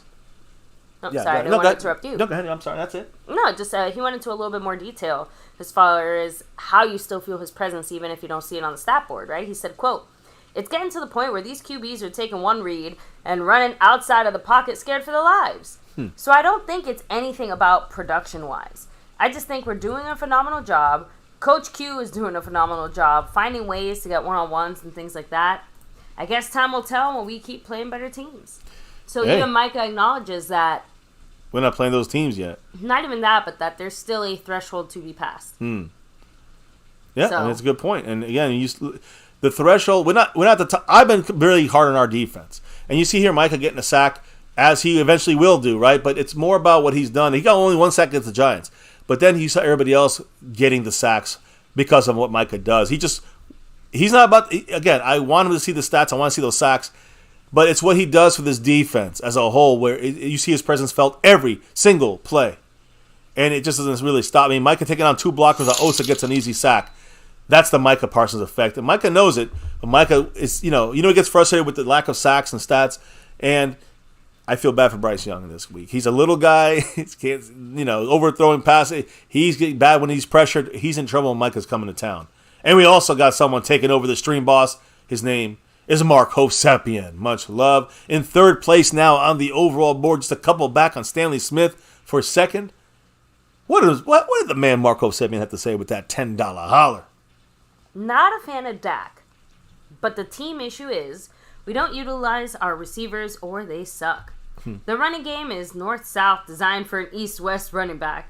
The D relies on Parsons, and our entire 2023 draft sucked donkey balls. Yeah, it's been lackluster so far. Draft, so far, again, we touched on this. I can't remember if it was yesterday or a few days ago, or maybe even with Seabass on the line. But we kind of touched on the fact that when the Cowboys, and because the Cowboys, not when, because the Cowboys rely so heavily on their draft to meet their team needs. When we miss on a draft pick, especially in the second round, it hurts so much more. When we take time to develop a draft pick, it hurts a little more, right? Yeah. Like, it seems like because of the way that we structure our team, we do feel those growing pains, maybe more so than others. And because, the other flip side of that is we're not making the same types of aggressive moves in season or even the trades. And I can't really say off season either because the Gilmore and, that was off season, but yeah, that's why I said that. I can't really say off season we weren't aggressive because we did like one I said, move. Yeah, in usual times we don't do anything. Exactly. So aggressive by Cowboy standards. So even I agree 100% with you, baby. Oh. So, but yeah, run game seems like you kind of touched on it earlier with some of the statistical numbers and things like that. It seems like we're trending in the right direction to get it at least northwest or northeast. And well, I think that's where Rico Dowdle comes in, who's more of a hardline runner than you get with a Tony Pollard. Look, I think they're still trying to find the run game right now. I do think when it gets colder, when you get into a place we got to play at, if you have to play in the playoffs at a cold city, it's going to be a problem if we don't have some kind of running experience or knowledge of what to do when we have to somehow buck up and get the run game going. It might have to happen, and if it does, you can't throw because of the weather, snow, wind, whatever, rain. You got to be ready with the run game. So right now, I think this is another thing we have to. We're going to talk about it. I'm sure Friday, Saturday, we're going to talk about this as we do every week. What do we have to see now against this Carolina team? And I think we talked about Cooks last week with the Giants, and we want to see more Rico. We got that. We talked about some things on defense. Sam Williams, he got a sack. But there's more things to build on here. Red zone still needs to be fixed. And I do think that, that run game still needs a little more oomph. Is with someone like maybe a couple more snaps to Rico Dowdle in the game. That's all. I don't know. That's it. That's my viewpoint on the mark. Pioneer said, worst draft in Cowboy history as far as I can tell. Well, it's hard to judge it. Worst draft in Cowboy history so far. We got to see how these guys next year, the year after. We said Tolbert was a bust. Oh, I was just kind of fucking around and joking and saying, it can always get worse. But okay, I guess. Too. I see you talking. Because it's hard to judge any draft in the first year. Right now, you're like, it's a shitty draft for this year. But next year, it could be a lot better. And down the line, maybe in the third year, you might say, okay, that was successful, that draft. We don't know yet. We really don't know, but it didn't start off good. I think we were all on the same page there. Yeah. But we're getting more Mozzie. We're similar to our season. Rough first drive. We're getting more Mozzie. We're getting some of these guys like, Jalen Brooks. You're seeing him getting implemented into the offense. Deuce, he got his role. I'm not saying it's a major one yet, but you got some of these guys still got to develop. And some of them guys are still need to develop and are getting a little more play time. So we got to see how this goes. It's definitely far away from where it needs to be, especially when you base everything on draft, like the Cowboys do, specifically like Jerry and Stephen Jones do. But anyways, I digress. Who else spoke? Was it more Micah talk here? We had a little another comment by Micah. Let's hear Micah. Like I said, this is what I would much rather hear from our team than other types of shit talking or whatever. But basically, Micah said that, dominating inferior opponents has kind of become a trademark of our Dallas Cowboy team, right? Well, that's great, but we have to beat the good teams too, right? I know, but he kind of brought it back to losing to a good team that we should have by all measures. So the Cardinals. Dominated, yes, the Cardinals. He said we already made that mistake once and we can't make it twice. I said, I agree, Micah Parsons. I'm much prefer that mentality heading into this game. Agree. Agree. And by the way, this is just kind of a funny comment by Micah. So you remember how Tyron Smith's obviously taking a veteran day, a management day. It's not technically labeled a veteran day. That's why I called it a Tyron Smith day. But Micah joked saying that McCarthy is calling the rest of the vets' days a Hall of Fame schedule. He's on a Hall of Fame schedule right now. Oh my goodness! I'm sure Zach Martin's like, "Where's my Hall of Fame schedule?" But Zach Martin, maybe in a couple you're still years. in an all-pro schedule. I'm sorry I had to. But yeah. Tyron Smith's on that Hall of Fame schedule. Yes, Tyron Smith, honestly, if it works, it's not stupid. Remember that. If it works, it's genius. It's not stupid. If it works, it's genius. Not genius, but it's like, where was this before? Good study there from and McCarthy again, to get this. Let's also be honest and admit that the reason we can do that is because we technically do have the luxury of doing so. Our depth worked out this year. Did not in previous years, but that is huge. The fact that Chuma was able to kind of hold up these last few weeks and against some better opponents too. Yeah, I mean, right? Like we've seen he had some rough situations. I'm just saying that opponents, as far as like matchups and stuff, he's gone against some distinguished gentlemen. The first 5 weeks he played basically every week. Yeah. At guard or tackle, he was playing out there, Chuma Edoga, and he did a great job. He's kind of I would say he's like the backup star of our team. It's Chuma Edoga. Roland Rodriguez saying, all these teams, their quarterbacks are hurt, not playing well. They wish they had Dak. They would give their left arm for Giacomo Fisher said, Eagle fan here, Dak looks great this year. I'm concerned. And again, I want to make sure everyone understands, even the Eagle fan, we're playing some shitty teams, but Dak has been doing this for years. It's just a matter of finding the sweet spot. The first couple of weeks, that wasn't the Dak. That's Dak Prescott in the McCarthy scheme that was conservative. That was not Dak being conservative. I agree, but Dak is definitely, having great. a very good year. He's looking great. Not those interceptions hitting up. No drops from our receivers as much. That's an improvement. Yep. So, and hey, Chiffon, trust me, she's like, I'm a Panthers fan. We'd kill to have Dak right now. Mike Aldana's throwing out there, y'all want instant impact? Good luck with that. Again, when it comes to certain situations, certain picks, it's not so much that we want it, as much as we depend on it.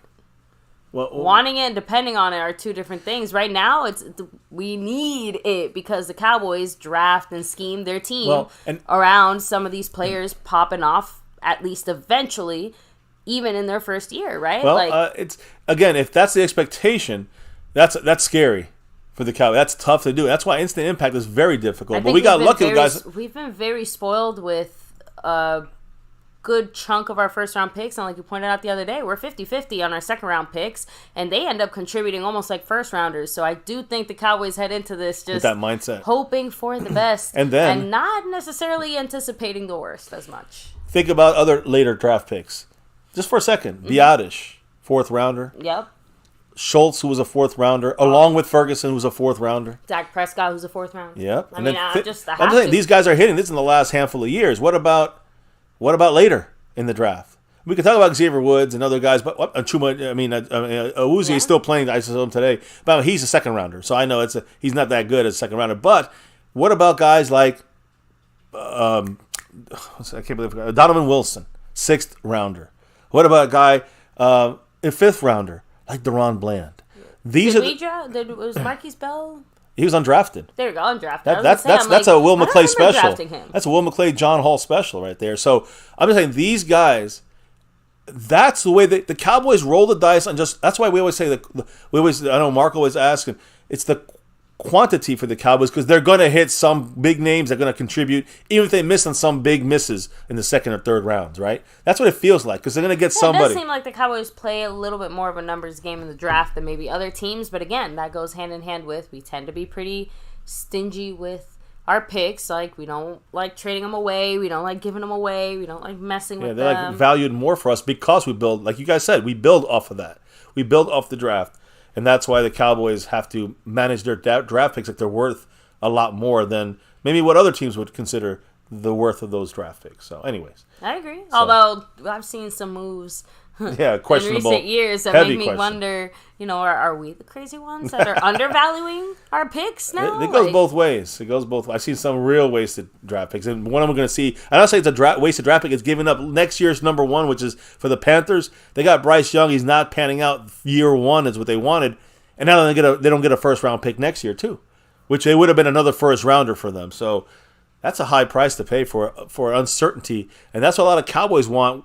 A lot of Cowboys want that with Dak Prescott because they think like, we just draft another great quarterback. No, it don't happen that way. It's really a low percentage of these top quarterbacks that are going to succeed. The fact that Dak is still a top 10 quarterback easily, and this year, is he trending to a top 5 if we keep this going? Just saying, like, my point is Dak Prescott, most teams would do everything to get Dak Prescott on their team. And you know what the Cowboys are going to do this year? Because you can see it already, right? What's going to happen with Dak's contract? Jerry Jones is going to pay him. Oh, yeah. Jerry Jones, this year, Jerry Jones is going to pay Dak Prescott whatever it takes for him to be here. And now Dak can say, you got to pay me more than whoever the top guy is now because I'm better than Josh Allen, $53 million, right? So, yeah, it's going to be interesting to see what happens next for the Cowboys. Now, anyways, back to you, baby. I know that Micah spoke a lot. That was actually it for Micah. Yeah, and I'm saying he spoke a lot. He gave his 2 cents in there. Now, I know we had other guys speaking, like number 88, C.D. Lamb. I know he spoke today. What did he say? Yeah, CD only really touched on one thing, and that's his record-setting self, right? He added in there, quote, "It's very meaningful. It obviously means I'm doing something correct, and all of the hard work is paying off, but the job is still not done." And then he was also asked, like, how much do you want to get Michael Irving's records? Right? You had, like, you want to start knocking on those doors, right? Surpassing them? He said, quote, a lot. That's not necessarily my focus, but at the end of it all, that's definitely something I'm trying to be on top of. That's not even to me like a hating comment. That's just straight up like I want to be as good as one of the all-time greats to ever play this game. I just want to be in the same arena as that presence. I think I agree. Seeing Michael. Everyone loved Des Bryant, and listen, I love him too. He's great, but he wasn't Michael Irvin. T.O. was here before Des Bryant. He wasn't Michael Irvin. I don't care if he's better. To me, Michael Irvin is a Cowboy for life. I grew up watching Michael Irvin, so to me, it's special. CeeDee Lamb is the first deserving 88 in that sense. I think he has a chance to really take the league by storm. And yes, like Des Bryant, like T.O., but we need to see a ring on that finger. I know, and again, I think and that's what CD has. CD gets a ring, he's now truly like Michael Irvin. But the fact that he's coming close to breaking all of these Michael Irvin records tells me something special about this number 88, as well as, Playmaker and Drew Pearson and others. But being real about the Des Bryant, honestly, that was also just kind of a series of unfortunate events just because, Romo was, rotating on and off the field as far as his health.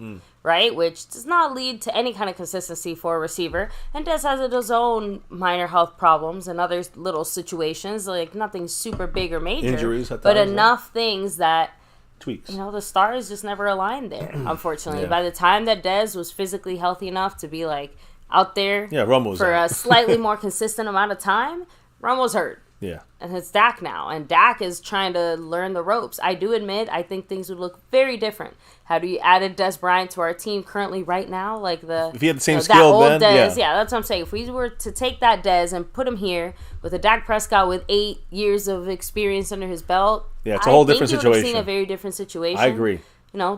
Dak took that information. He learned from it, right? We don't see CeeDee Lamb out there looking like that. We've seen Dak putting in the extra time and effort, and basically every single player who's been interviewed about this has all spoken and admitted that they have put in more time and more work than others. I agree. I think you're right about that when it comes to Des Bryant. He had the ability. We know this. He could have been up there with Michael Irvin, but I think CeeDee Lamb, the way he's kind of, what is he, in his fourth year? Fourth year. He's a fourth year, right? So, man, time flies. But I know. CeeDee Lamb here in his fourth year, I think you're looking at CeeDee Lamb and what he's able to do by really bypassing so many records. So far, we were at the Rams game. He broke 2 records there. He broke 2 records last week, big ones, and they're getting bigger every week. If it continues, and they very well could for the next couple with some easier teams, he will be challenging Michael Irvin for some records for representing this star.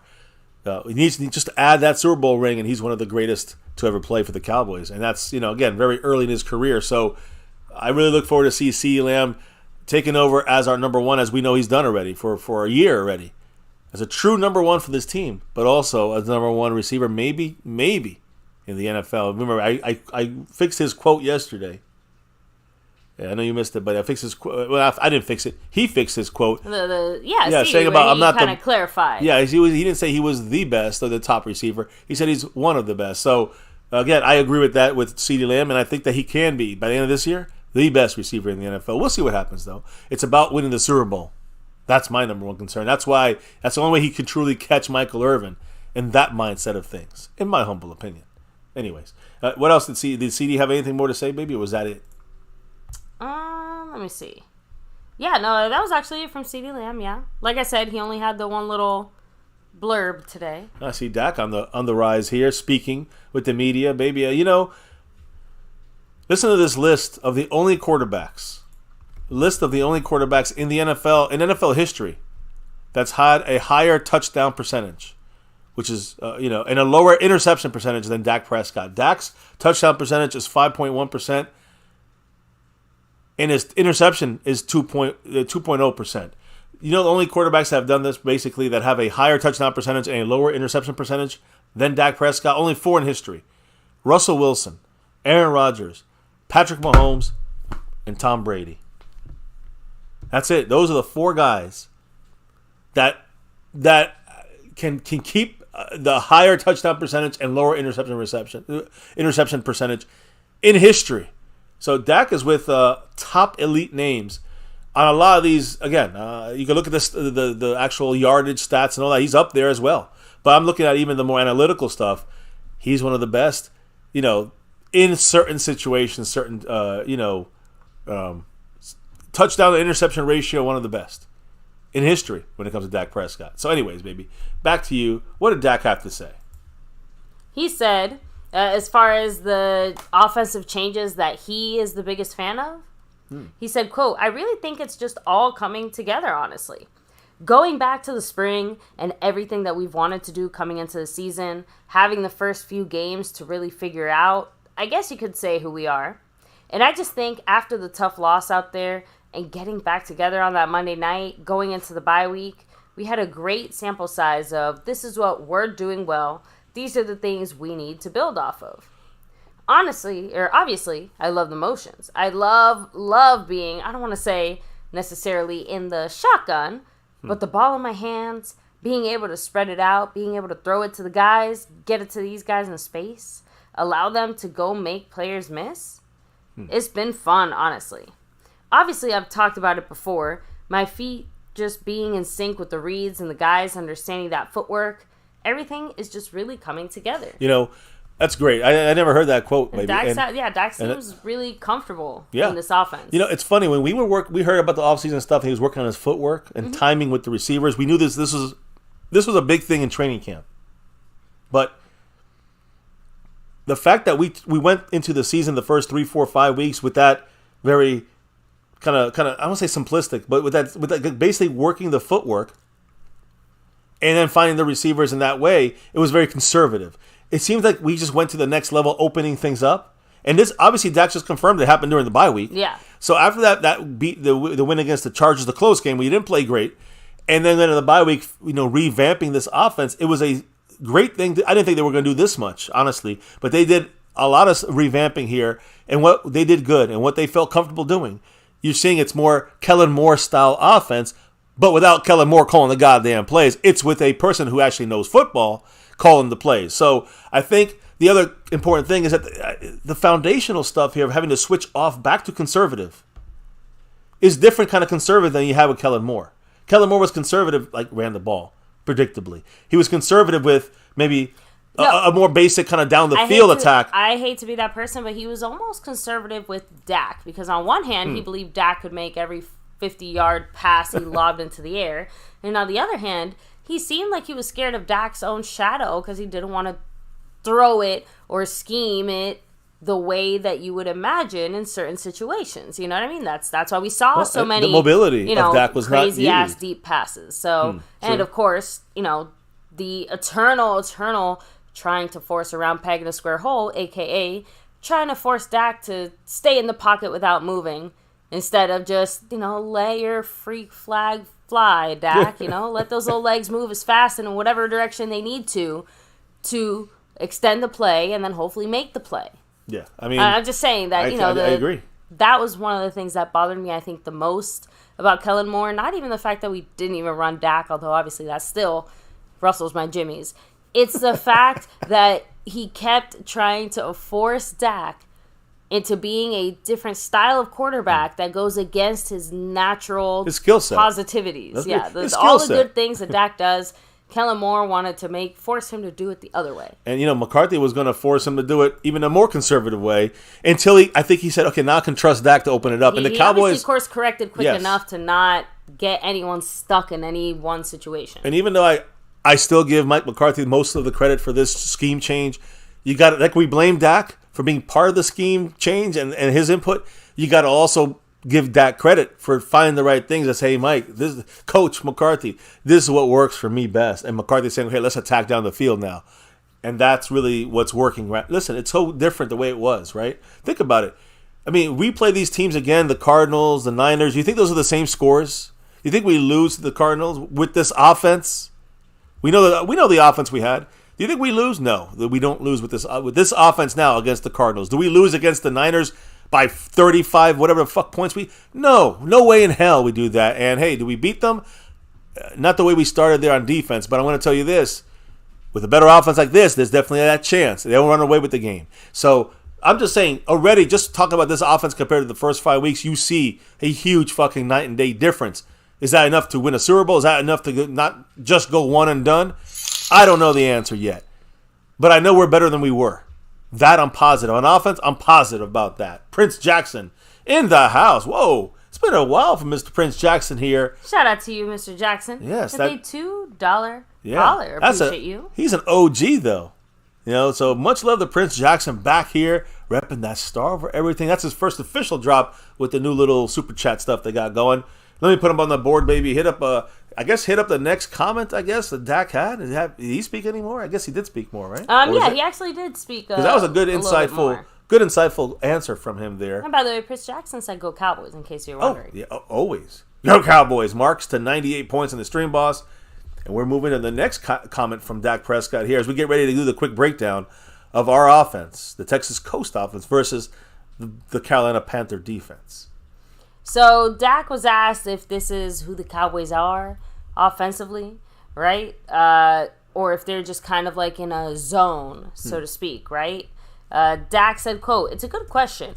I think it's who we are. And I think that's what makes it we're in the zone. When you're really feeling like yourself, I feel like if anybody individually, you get your hair cut, you put on your outfit, you're going to be in the zone because you feel confident. And when you look in the mirror, when you talk to other people, that's how you feel. And so for us, that's what it's been like.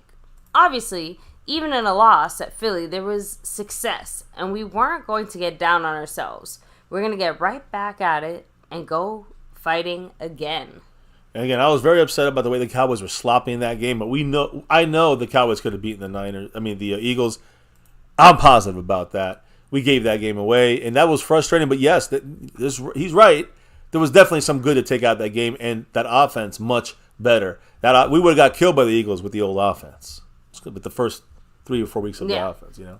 So, and like I said, that was it from our from Dak. QB, Dak Prescott.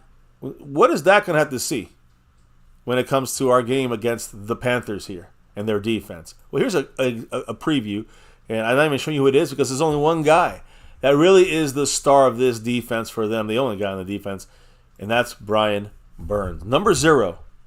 So he's Agent 0 over there for them. He's the guy you got to watch. He's a pass rusher, outside linebacker, but in their defense, the 3-4, he's rushing.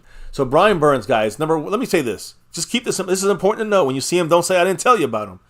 Easily the Panthers' best player on the team. And again, probably one of the most underrated NFL pass rushers in the league. But for sure the best player on defense, maybe the best player on their entire team. And definitely one of the most underrated pass rushers. Burns has 50 sacks. I'm sorry, not 50. He has 5 sacks. You were going to be passing that one. I was going to say, I'm like, whoa. Burns has 5 sacks this year. 50, man, he would break every record. Again, my point is that he'd be broken, but continue. The quarterback would be broken that he hits. He's closing in to beginning his career. And again, he's played 5 years. He'd have 7.5. If he could get to 7.5 sacks, that'd be, again, starting his first 5 years, he had 7.5 sacks or more every year in his career. Something only 16 players in NFL history have ever done. So he's on the field. He's able to get the sacks, 7.5 at least or more. Oh, shit. Just jump. Because Prince Jackson is in the silver level membership. Welcome in. Prince Jackson in the house. Shout out to you, Prince. Much love. I appreciate you. Of course, there's the navy blue, the silver, like Mr. Prince just joined, and the star, and over everything. And the over everything level, of course. And, of course, I also want to push the fact that Prince, the OG, is in the house. Welcome to the family back here in the membership side. Thank you again, Prince. Appreciate that. And by the way, right before that drop, Marco Seppian also took a moment there to drop a $5 holler. I don't think it hit yet. I know. Oh, okay. I'm sorry. Talking chronologically, not streamologically. We know the stream's always... Yeah, the stream always messes us up. A little bit behind there. But Marco Seppian, much love, because his $5 holler, he said... What did the man say? If we continue, Dak's spot on. There it is. Boom. Problem is, we have years of blowing up lame teams. Don't remind me. Splitting okay teams and losing to good teams. Like I said, we will see. I'm with you. I got to see it. You know, this whole year changed to me after the Niners. You know, I had to see some changes, and I've seen some for sure, which is good. But I got to see it against the best teams out there, and we're not facing them right now. And all good, Prince Jackson. Much love to you. Glad to have you back. Hopefully, you, family, friends, loved ones, everyone is doing well. Yeah, well, we're still doing our thing on this side nightly, so we'll see you back here, hopefully nightly, with the family here chilling with us. Oh, so let me see here. Oh, there's Prince, by the way, jumps into 12th place all by himself as DJ Taconic goes into 13th. Yeah, GM, I think that might be something more on your side, just because I know that if you're not like actively in the stream, I think the ads, if it is showing an ad for a second, like it will stop because it'll just assume you're not staring at it or looking at it. Or I think it's set on some kind of YouTube, like automatic. They automatically do it. You know, that's what I think I have it set to. I'm not sure how to. I've tried to do it other times, and it's giving like 50 ads. So I don't want to do that. I don't want to touch it. I just do it whatever they set it at, and I leave it. So I'm sorry if you guys have ads. It's part of, I guess, the commercial. I guess a quick little 10-second commercial. You can skip it and jump back in this. So, anyways, guys, I'm sorry. Didn't mean to deter and jump around, but we did cover Mark's comment. I hope that we don't have the front office blowing up a team that's ready on the verge of maybe taking that step. Right? I'm hoping this year we can get it done because you don't get many chances. So we'll see what happens. But next year we get Trayvon Diggs back and we lose Stephon Gilmore and we go from there. There's a lot of things to build on from there. So, do I keep going? What's the next step? Let's keep it rolling. It's fun to say. People don't know the Carolina fight song is the Pink Panther song. They play it sometimes over the stadium speakers. That one? Yeah. Dun dun dun dun dun dun dun dun. There you go. That's why I got that Pink Panther sneaking up behind. There, he's a little knocked out there. So we'll see what happens with this Pink Panther. These Teal Panthers. Prince, you missed our little jazz freestyle there. You could always rewind. But yeah, I guess let us know from how far back do you mean? Because just tonight, like we said, injury situation-wise, we're looking pretty positive. McCarthy acknowledged some of the mistakes of the past, you could say. In the sense of, like he acknowledged that penalties are one of the bigger reasons. Yeah, well, past games? Like we can't... Okay, time traveler, Mr. MCF here. Back to you, Mother. No. I think the penalties. What you were saying is like mainly on the road is the issue. He's claimed is the penalty issue for the Cowboys when we lose. We're 2-3 right now on the road, but we have a refereeing crew that throws the least flags this week in this game against the Panthers. So you might have missed that earlier, but we got you caught up. And again, you can rewind it. You can rewatch it. Injury-wise, though, looking good. Tyron Smith getting his rest. Cavante Turpin getting full play. Rico Dowdle full play. This is the hardest day of practice. Everyone's good to go right now, knocking on wood. They have a lot of injuries, though. And, again, as I finish talking about Brian Burns, I'm going to tell you one of the big injured guys on their team that's still injured and might not play this week. But as far as Brian Burns is concerned, this defense, that's the guy you want to watch. He's recorded a sack in every other game, but did not get one this last week, so he's due for one now. So, by the way, Mike Aldana said a shout-out for Henry Mancini, the Pink Panther theme song creator. So, big shout-out there. You got it. Most famous thing to come out of the Panthers. He's a Pink Panther, yes. Oh, so, Rolando Rodriguez said, that's funny. I am that old. I watched the Pink Panther on Saturday morning cartoons. So I remember. I did, but for different reasons. Because Dominican Republic's usually a little behind the times there. So I also watched Pink Panther. So there you go. For different reasons, though. Different reasons. Yeah. I loved Felix the Cat. That was a good one. I remember Pink Panther, but even that, I felt like I was too old for that. I was by then? too young. Well, no, I'm saying too young for like having that connect. I did watch it though. I did watch Saturday morning cartoons of Pink Panther, Pac-Man, and all that shit. So, anyways, the old days. So, anyways, when it comes to Brian Burns, he's supposedly due for. He's got a sack every other week, and so what is this, week 11? So he's got a sack on all the even weeks. I'm sorry, all the odd weeks he's gotten sacks. It sounds like. Either way, we'll see what happens. But the guy who's injured, that's big for them, and still injured, we'll see if he plays. Kind of an X factor. He does play on would be a 4th-ranked pass defense. J.C. Horn, who we wanted the year we got Micah Parsons. J.C. Horn for their defense, cornerback. They're hopeful he come back and play this week. He's been limited in 2 days in practice, so that's something to watch. He had that bad hamstring issue week 1. Been on IR, injured reserve since then. But he's been designated to return. He has 3 weeks, 21 days to return to the 53-man roster, or he's got to be out for the year. Well, they're expecting him to be back possibly now. Still limited, but they're getting him slow. That would be a huge advantage to them. Because, like I said, guys, C.J. Henderson, their best coverage guy now, is currently downgraded to missing practice today with the concussion, means he ain't playing this game against the Cowboys. So they are going to lose a good corner. They're going to try to get J.C. Horn back. Who will he be 100%? Dak, CeeDee Lamb, get to testing. That's what I think we should do there. So right now, guys, with Henderson probably gone, you got Dante Jackson at the cornerback spot for them, and that's going to be. We're going to talk a little bit more about that. I guess as I get deeper about this position breakdown. But they got guys that just are decent, but they have a lot of issues. Obviously, at slot, they got some issues there as well because Troy Hill, number 13, is their nickel back, and he's not that good. Formerly of the Rams, but I'll get into that a little bit more. We'll talk about the safety position and everything in a minute here, but they're gonna have to go up against, of course, Brandon Cook, CeeDee Lamb, Ferguson in some spot situations down the field. They need someone like J.C. Horn to help them.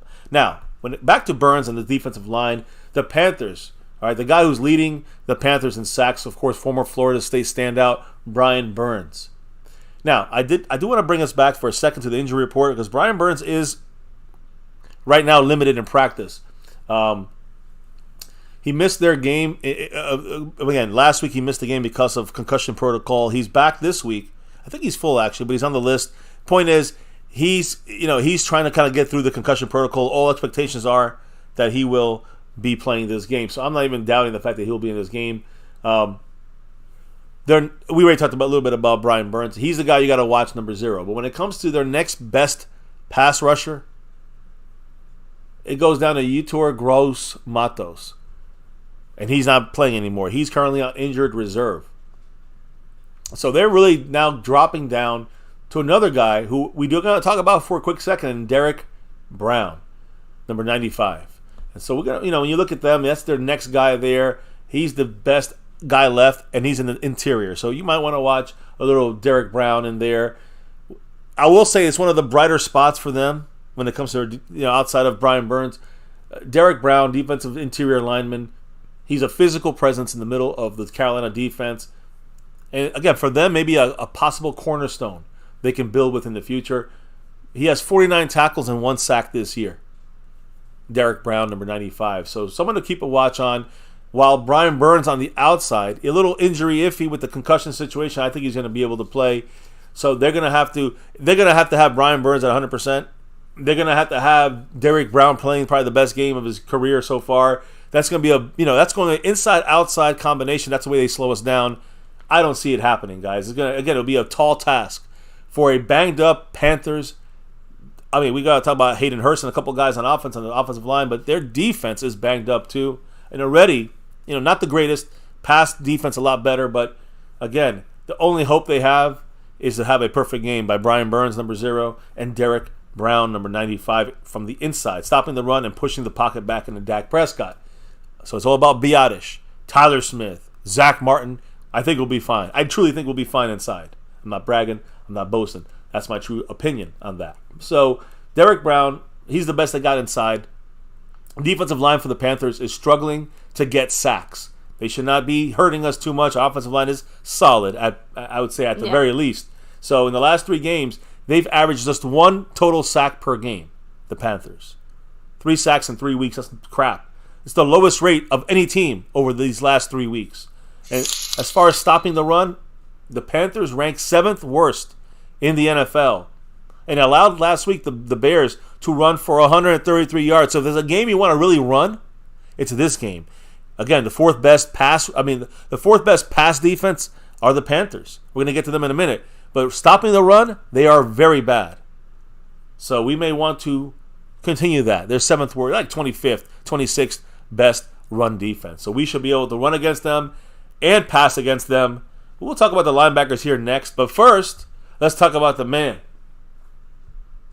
Brandon James in the house. Woo! Thank you, Brandon James. What do you have to say, baby? Said with his $5 holler, the 2024 Super Bowl odds, Chiefs and Niners stand as co-favorites. The NFC is stronger than the AFC.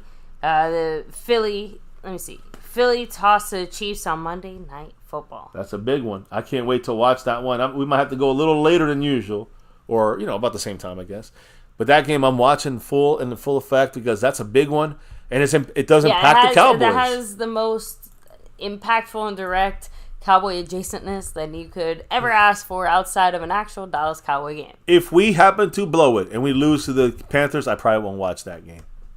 I'm just being honest. I do not blame you. But like I said, definitely impactful. Oh, yeah. If that happens to be the case. Guys, what's more impactful? The Cowboys lose to the Panthers. That's more impactful than what happens in that Eagle game against the Chiefies. But we're going for the Chiefs in that game. But first, let's take care and keep pounding these Panthers into oblivion. That's my hope. So, as we get to the last 2 position areas, linebacker for the Panthers. Who are their linebackers? Well, guess what, guys? More injuries. Nightmare of injuries for them since the season started. The Panthers have placed, it's kind of like us. They've placed 6 linebackers on injured reserve. Holy cannoli. We've lost a lot of linebackers. We haven't lost 6. So, we lost Overshone and LVE. The problem is we only have 5. And we lost 6. Yeah, so we don't have the capability to lose that many guys. I know. We don't have 6 linebackers on our team. It's crazy. No one. They've lost 6 linebackers on IR. Obviously an alarming number. They're playing with an odd front. All right, so that means that they have a 3-4 defense. An odd front, 3 guys down or 5 guys down. Either way, that means the linebackers are stressed. They have to do a lot more work there. When you have an odd front, the Panthers use their linebackers to help in the pass rush side of things, like Brian Burns, and they run a lot of blitzes as well. I know Burns is he's listed as an outside linebacker, guys. He's that outside pass rusher that they didn't bring in as blitzer, so to make it that 4 or 5 down front. So when you have that happening, guys, the Panthers use their linebackers to really do a lot of the blitzing and really do the pass rush stuff. That means that their leading linebacker right now, his name is Frankie Louvu. He's number 49. You got a 40 number, usually not that great. Frankie Louvu leads all linebackers between the 2 teams in sacks and pressures, and I do mean the Cowboys as well. So again, why does he have so many pressures? Because he's always used as a pass rusher. A lot of these guys are linebackers, but they're really pass rushers or utilized that way as blitzers. So he's second on the team with sacks, first on the team in tackles, and is having a very productive season. The issue with the Panthers linebackers is tackling. They're not a good tackling team. Frankie Louvu, Deion Jones, Gruger Hill, Tay Davis, not very good there. DJ Johnson, the rookie. Brian Burns is banged up, but these are the outside guys that kind of put the pressure with the blitzing. But everybody comes at it with this team, with the blitzing and the pressure. And again, the tackling is the issue. Both Louvu and Camus Gruger Hill, the hyphenated bastard from the Eagles, remember the old days? They've combined for 21. You heard me right. 21 missed tackles. That is, for linebackers, that's death. That's death. So that's why they suck at stopping the run. That's one of the highest missed tackles tandems in the NFL. Damone Clark and Marquise Bell. You know what their number is? 1 missed tackle combined in the whole year. So big difference. Huge difference. Huge. By the way, I know the last 2-3 games you feel like Pollard's going to break one. This is very likely the game to be. I'm with you. I agree. I think this is the game. We're going to talk about that in the last couple of days. The key matchups for victory, the must-win matchups. We're going to talk about a lot more, like kind of like our personal stuff, bold predictions, a lot of good shit. But yeah, we're going to discuss these things, baby, this week to finish up this weekend and get to our game against the Panthers. I think the running game is going to be, not that it's key, it's going to be it's their weakness. Let's attack it. Simple as that. And we'll still be able to throw. I think I agree with Marco Seppian. A 300-plus game. Let's not go get greedy and say 400. There's still a good pass defense, even though with the injuries and everything they got. Speaking of pass defense, their defensive back situation is just as concerning as their linebacker situation with their injuries. The most critical, of course, J.C. Horn. J.C. Horn may play. We're going to keep watching that. Limited all week. In the same situation as Peyton Hendershot on our Cowboys, but he's been full practice all week. He's training to play. But J.C. Horn's still question mark. We'll have to see how tomorrow goes, the last day of a practice report. So we'll see how he's doing. But he is set to come onto the 53 probably as early as Saturday. So do not be surprised if he does that. Now, the other cornerback who's their starter is C.J. Henderson. Like I said, I think he's going to be out. They're saying he's questionable right now. He's going to be out by the time tomorrow comes up with the concussion. So he was downgraded today. So there's no way he's going to make it. And then they have a safety, Jeremy Chin. He blew out his quadricep. He's out for the year. So they've already lost a lot of guys that are starters. 3 out of their top 5 guys are gone in some way, shape, form, or fashion for this game. And maybe J.C. Horn comes back. That's what I'm thinking there. So they'll need an upgrade there. Now, who's left over? Rookies. Guys they got off the free agent market last week. These guys weren't even playing. They were sitting at home. One of those guys... Guess who it is? An old Cowboy we know, Xavier Woods. One of their starters now, right? Xavier Woods, he's number 25. We remember that number. And he's gonna be one of the guys starting at the safety position. He joined them this year, facing the Cowboys. He's gonna be the starting strong safety, Mr. Xavier Woods. Now, what about Dante Jackson? Dante Jackson, number 26. Like I said, on the other side of either Henderson or Horn, because one of them is probably going to be out this game. So you're going to see Dante Jackson on the opposite side, usually the right cornerback. He's having a good season. I'm going to be honest. They are ranked 4th in the NFL in pass defense. But he's the only defensive back, the only DB, safety or corner, that is playing this week for sure, that was on the Panthers roster last season. So they really don't have any. Everybody's like new faces. It's all a bunch of new guys in the mix here. But he does lead. Again, Dante Jackson leads the Panthers in pass breakups. Got to keep an eye on him. Jackson is number 26. So you got 25 Xavier Woods, 26 Dante Jackson. If it's Henderson, it's 23. We'll see who gets on that field. Troy Hill, number 13 in the slot as the nickel. We'll have to keep an eye on him. I think we can attack him. Like we're going to talk about this tomorrow or the next day. But the attacking side of things, Tony Hill in the slot, the nickel cornerback against CeeDee Lamb or any of our guys, Brandon Cooks, attack. That's we don't have to get through every defensive back, just the weak spots on their defense. So again, when you look at the Panthers, the way that they have their guys, there's a lot of new guys on this defense that are playing right now. But Dante Jackson leads the team in pass breakups. He leads the team in passing yards allowed as well. So yeah, he's breaking up plays, but guess what else he's doing? Allowing the most yards on the team when you get targeted. So 116.1 is the passer rating when you attack their other starting cornerback, Dante Jackson. So again, that is the worst rating of his career. I just want to say something about this. This tells me, guys, with a good good fourth ranked pass defense they have, it tells me that whoever is playing that left cornerback spot, J.C. Horn or C.J. Henderson, because they're both, like I said, one of them is going to be out. You attack Dante Jackson. You attack, that's the right corner. You attack the nickel cornerback as well. And listen, we know Xavier Woods as far as going deep. We know what he can and cannot do. Von Bell is their other safety. He's a free safety, formerly of Cincinnati. Keep an eye on him. But again, all these guys here, obviously beatable, even if they're ranked 4th in the NFL. And I know it's not just on the pass defensive backs, defensive wise. It's also on the pressure. and also linebacker coverage. All these things are doable as far as I'm concerned when it comes to our Cowboys. So this nice, tough pass defense. They're still banged up, even if they're still highly ranked, banged up, and they haven't had J.C. Horn the whole year. Still a top-ranked pass defense. Is that because teams blow them out and they just start running all game? Question, scratching my head. Sure. I'll look into that. And also, does it mean that, they can't be beat in the air? I mean, they got a lot of weaknesses you can just pick at. You can ignore J.C. Horn. You can ignore C.J. Henderson if you wanted to and pick on the other two guys, right? So there's smart ways of breaking down this Panthers pass defense, and I'm looking forward to the Cowboys blowing them the hell out using our newfound offensive scheme against a shitty overall team in the Carolina Panthers. So anyway, that's my 2 cents, baby. My breakdown on Burns and the defense. Brian Burns, their best player by far. Number 0, keep your eyes on him. We should still dismantle the Panthers. And we should be keeping pounding this defense as we pound up some more points. 30, 40, I don't know. But we should beat them by at least 20. Definitely in double digits. This offense can definitely put up points against them in the air, but really also on the ground. One of the worst run defenses. So let's hit them where it hurts. Run the ball, and then set it up with some easy passes, picking apart their corners that are, the weakest on their team. Simple, plain. Let's go, Cowboys. You know how we do this.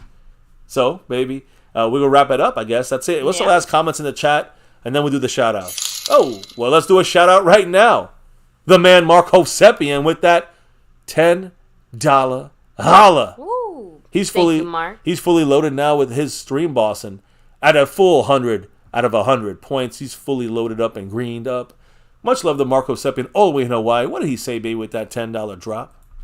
He said, I have said I wish we messed up bad and lose. My logic is, for 30 years we've been solid. The only way I see change from Jerry Jones's BS ways is to lose. Bad. Otherwise, it's just more of the same.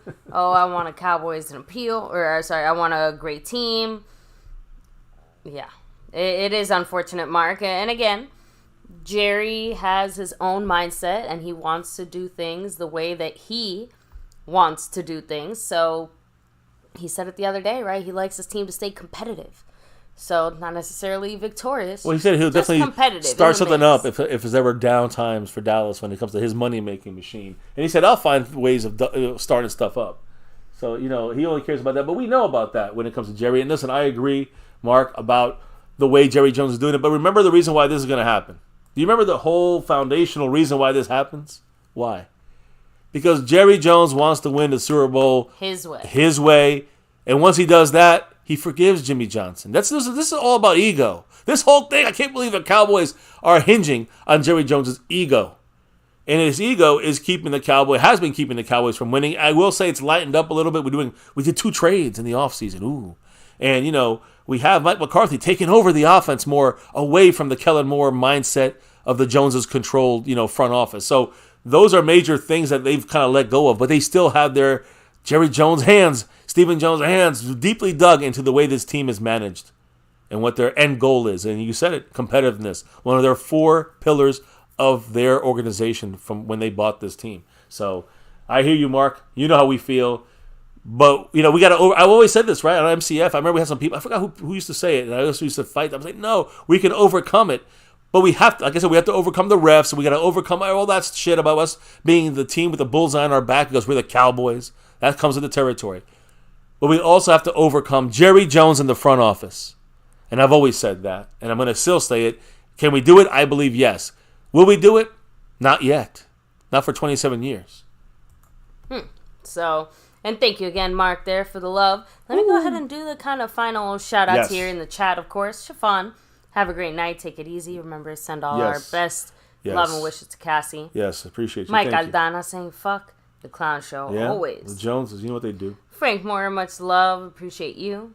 Yeah, the Chiefs and Eagles. Let's see what happens. Go Chiefs. Prince Jackson, have a great night as well. Thank you for hopping in there, saying hello and hi. And, of course, dropping the love. Yeah, silver level. Yeah, hopping in that representation. Yes, the Friday shout-out. That's tomorrow. Fan Friday. Silver level shout-outs. Asmodeus in the house. Much love to you. We're just trying to roll back here. Pioneer. Have a good one. Take it easy. Scorpio, Andy, and Boogie. Much love to you. Hey, these guys representing all over the place, the guys and girls, the ladies and gentlemen. But today's drops of love from above come from Brandon James, Prince Jackson, Skeptical Fan, Calvin Richard, Stanley Smith, and Mark Hovsepian, which I got to read. I got to have to do this because I know he's right now in third. He might be in second. It's a battle with him and Steve. Actually, I think he's in second now, Mark Hovsepian. So much love to him. But who's in first place? Snug X, currently leading the board up there when it comes to the overall board and when it comes to the Cash App side of things. Right now, the leader is Snug X. He's coming for it all, baby. Much love to the man Snug. Did he drop today? I don't think he dropped today, right? Yeah, he did. Oh, did he? Oh, that's right. He did drop. So it's much love to Snug as well with the 5 on it. Sorry about that. That was earlier tonight. Appreciate you, Snug, who also dropped the love, who's in the lead in the Cash App and the overall board, but who's the king of the Cash App right now, baby? And this whole week, it's going to be Stanley Smith, who also dropped the love and is currently second place on the Cash App and the overall board. Extra special shout-outs to the man, the king of the Cash App, Stanley Smith. Now, the sponsor of the week is also the gifting champion here, gifting membership champion, the great Jason Renfro. Much love to him, who's, of course, like I said, is also on that, always on the overall board and the Cash App board right there, I think in third place.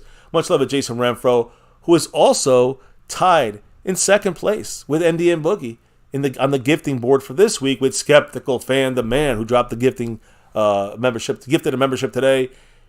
He's atop that board currently, trying to get that gifting championship. Mark Hovsepian in the house, fully loaded, 100 points as a stream boss. Much love to the man who is in second place, second or third place right now on the overall board. Again, can't do this without you guys' love and support. Hit that thumbs up, hit that like, hit subscribe if you're new, notification bell so you know we're going live. Follow us over on Discord and X, social media, all that stuff for your, a couple comments here and there, some news, info, and updates, but mainly, you can always get your notifications that way if YouTube's screwing up. So we'll see you on all sides of things. I'll see some of you guys on MCF After Dark. If you find it, let me know because I'll be there tonight. And baby, as we wrap it up, any last comments in the chat, last shout-outs, last thoughts? Let me try to keep rolling here. I know I had some shout-outs I was still in the middle of doing. So Prince Jackson, NDM Boogie, even you WTP Niners, Little Dallas Cowboy, Mike Aldana, let me see, of course Scorpio, Pioneer, Rolando Rodriguez, Take It Easy, Mark Hovsepian, Have a Great Night, Metal Bird Cowboy Fan. Hey, in the house. We have, let's see, Lil Dallas Cowboy, GM, Akeem Sears. Yeah, it's as far back as I can go, at least on my side. Asmodeus, Have a Great Night. All of you guys, again, huge shout out for being here. And baby, why do we do this thing here at MCF on YouTube every single night here, repping that star over everything? Why do we do this? It's that navy blue, that silver too, and that star over everything. Win, lose, or draw, good, bad, or ugly, here we rep that star always over everything. And of course, here for 6 years and beyond, 7 seasons and beyond. Never forget the number one thing here, now, and forever. As always, go Cowboys. Let's get that 6 and beyond. Thank you all for dropping that knowledge in the chat all night long. Cannot do this without your guys' drops of love from above on the nightly, guys. Truly appreciate it and humbled by the best crew in all YouTube. And baby, as we clock out and drop out for the night, relock and reload. Let's go tomorrow as we get some of the key matchup that we got to watch. Key matchups and keys to victory all together tomorrow as we trip into Sunday. As we get into Saturday and then get it on Sunday afternoon. Star level, over everything level, raffle. We'll see what happens. But baby, tonight, as we get out of here for the night, before we can drop out, what do we got to do? We got to drop the beat. Oh, yeah. Dreeps. The beat. The beat has been dropped officially, guys. It's a wrap here at MCF. Appreciate everybody who's dropped in, dropped their thoughts, dropped the love, support. Again, talking about our Cowboys on the nightly, it lets us free some of our thoughts and feelings about where this team was going. And right now, trajectory is going well. Let's keep it that direction here against the lowly Carolina Panthers. Yep. Yeah, you know what I mean? keep pounding is right. All right, we talked about the offense, our offense today, some of the offensive tweaks, some comments from McCarthy, the injury updates and all about this Carolina Panther defense. We'll talk about a lot more tomorrow, matchups, keys to victory, and more. Join us for Fan Friday. Can't wait. Right here on MCF, which is always about that navy blue, silver too, and that star for everything. Never forget, here at MCF, the number one thing here, now, and forever, as always. Much love to everyone in the house for joining us, even the haters. Again, reminder, hit the like, that thumbs up button. If you haven't done it yet, hit subscribe if you're new, notification bell. It's all good, guys, and we'll see you back tomorrow for another one. Have a great night, guys. Stay safe. Appreciate you all for checking in with us. Leave your comments down below. And oh yeah, never ever forget, in honor of the new album by Andre 3000, don't ever forget. Go Cowboys!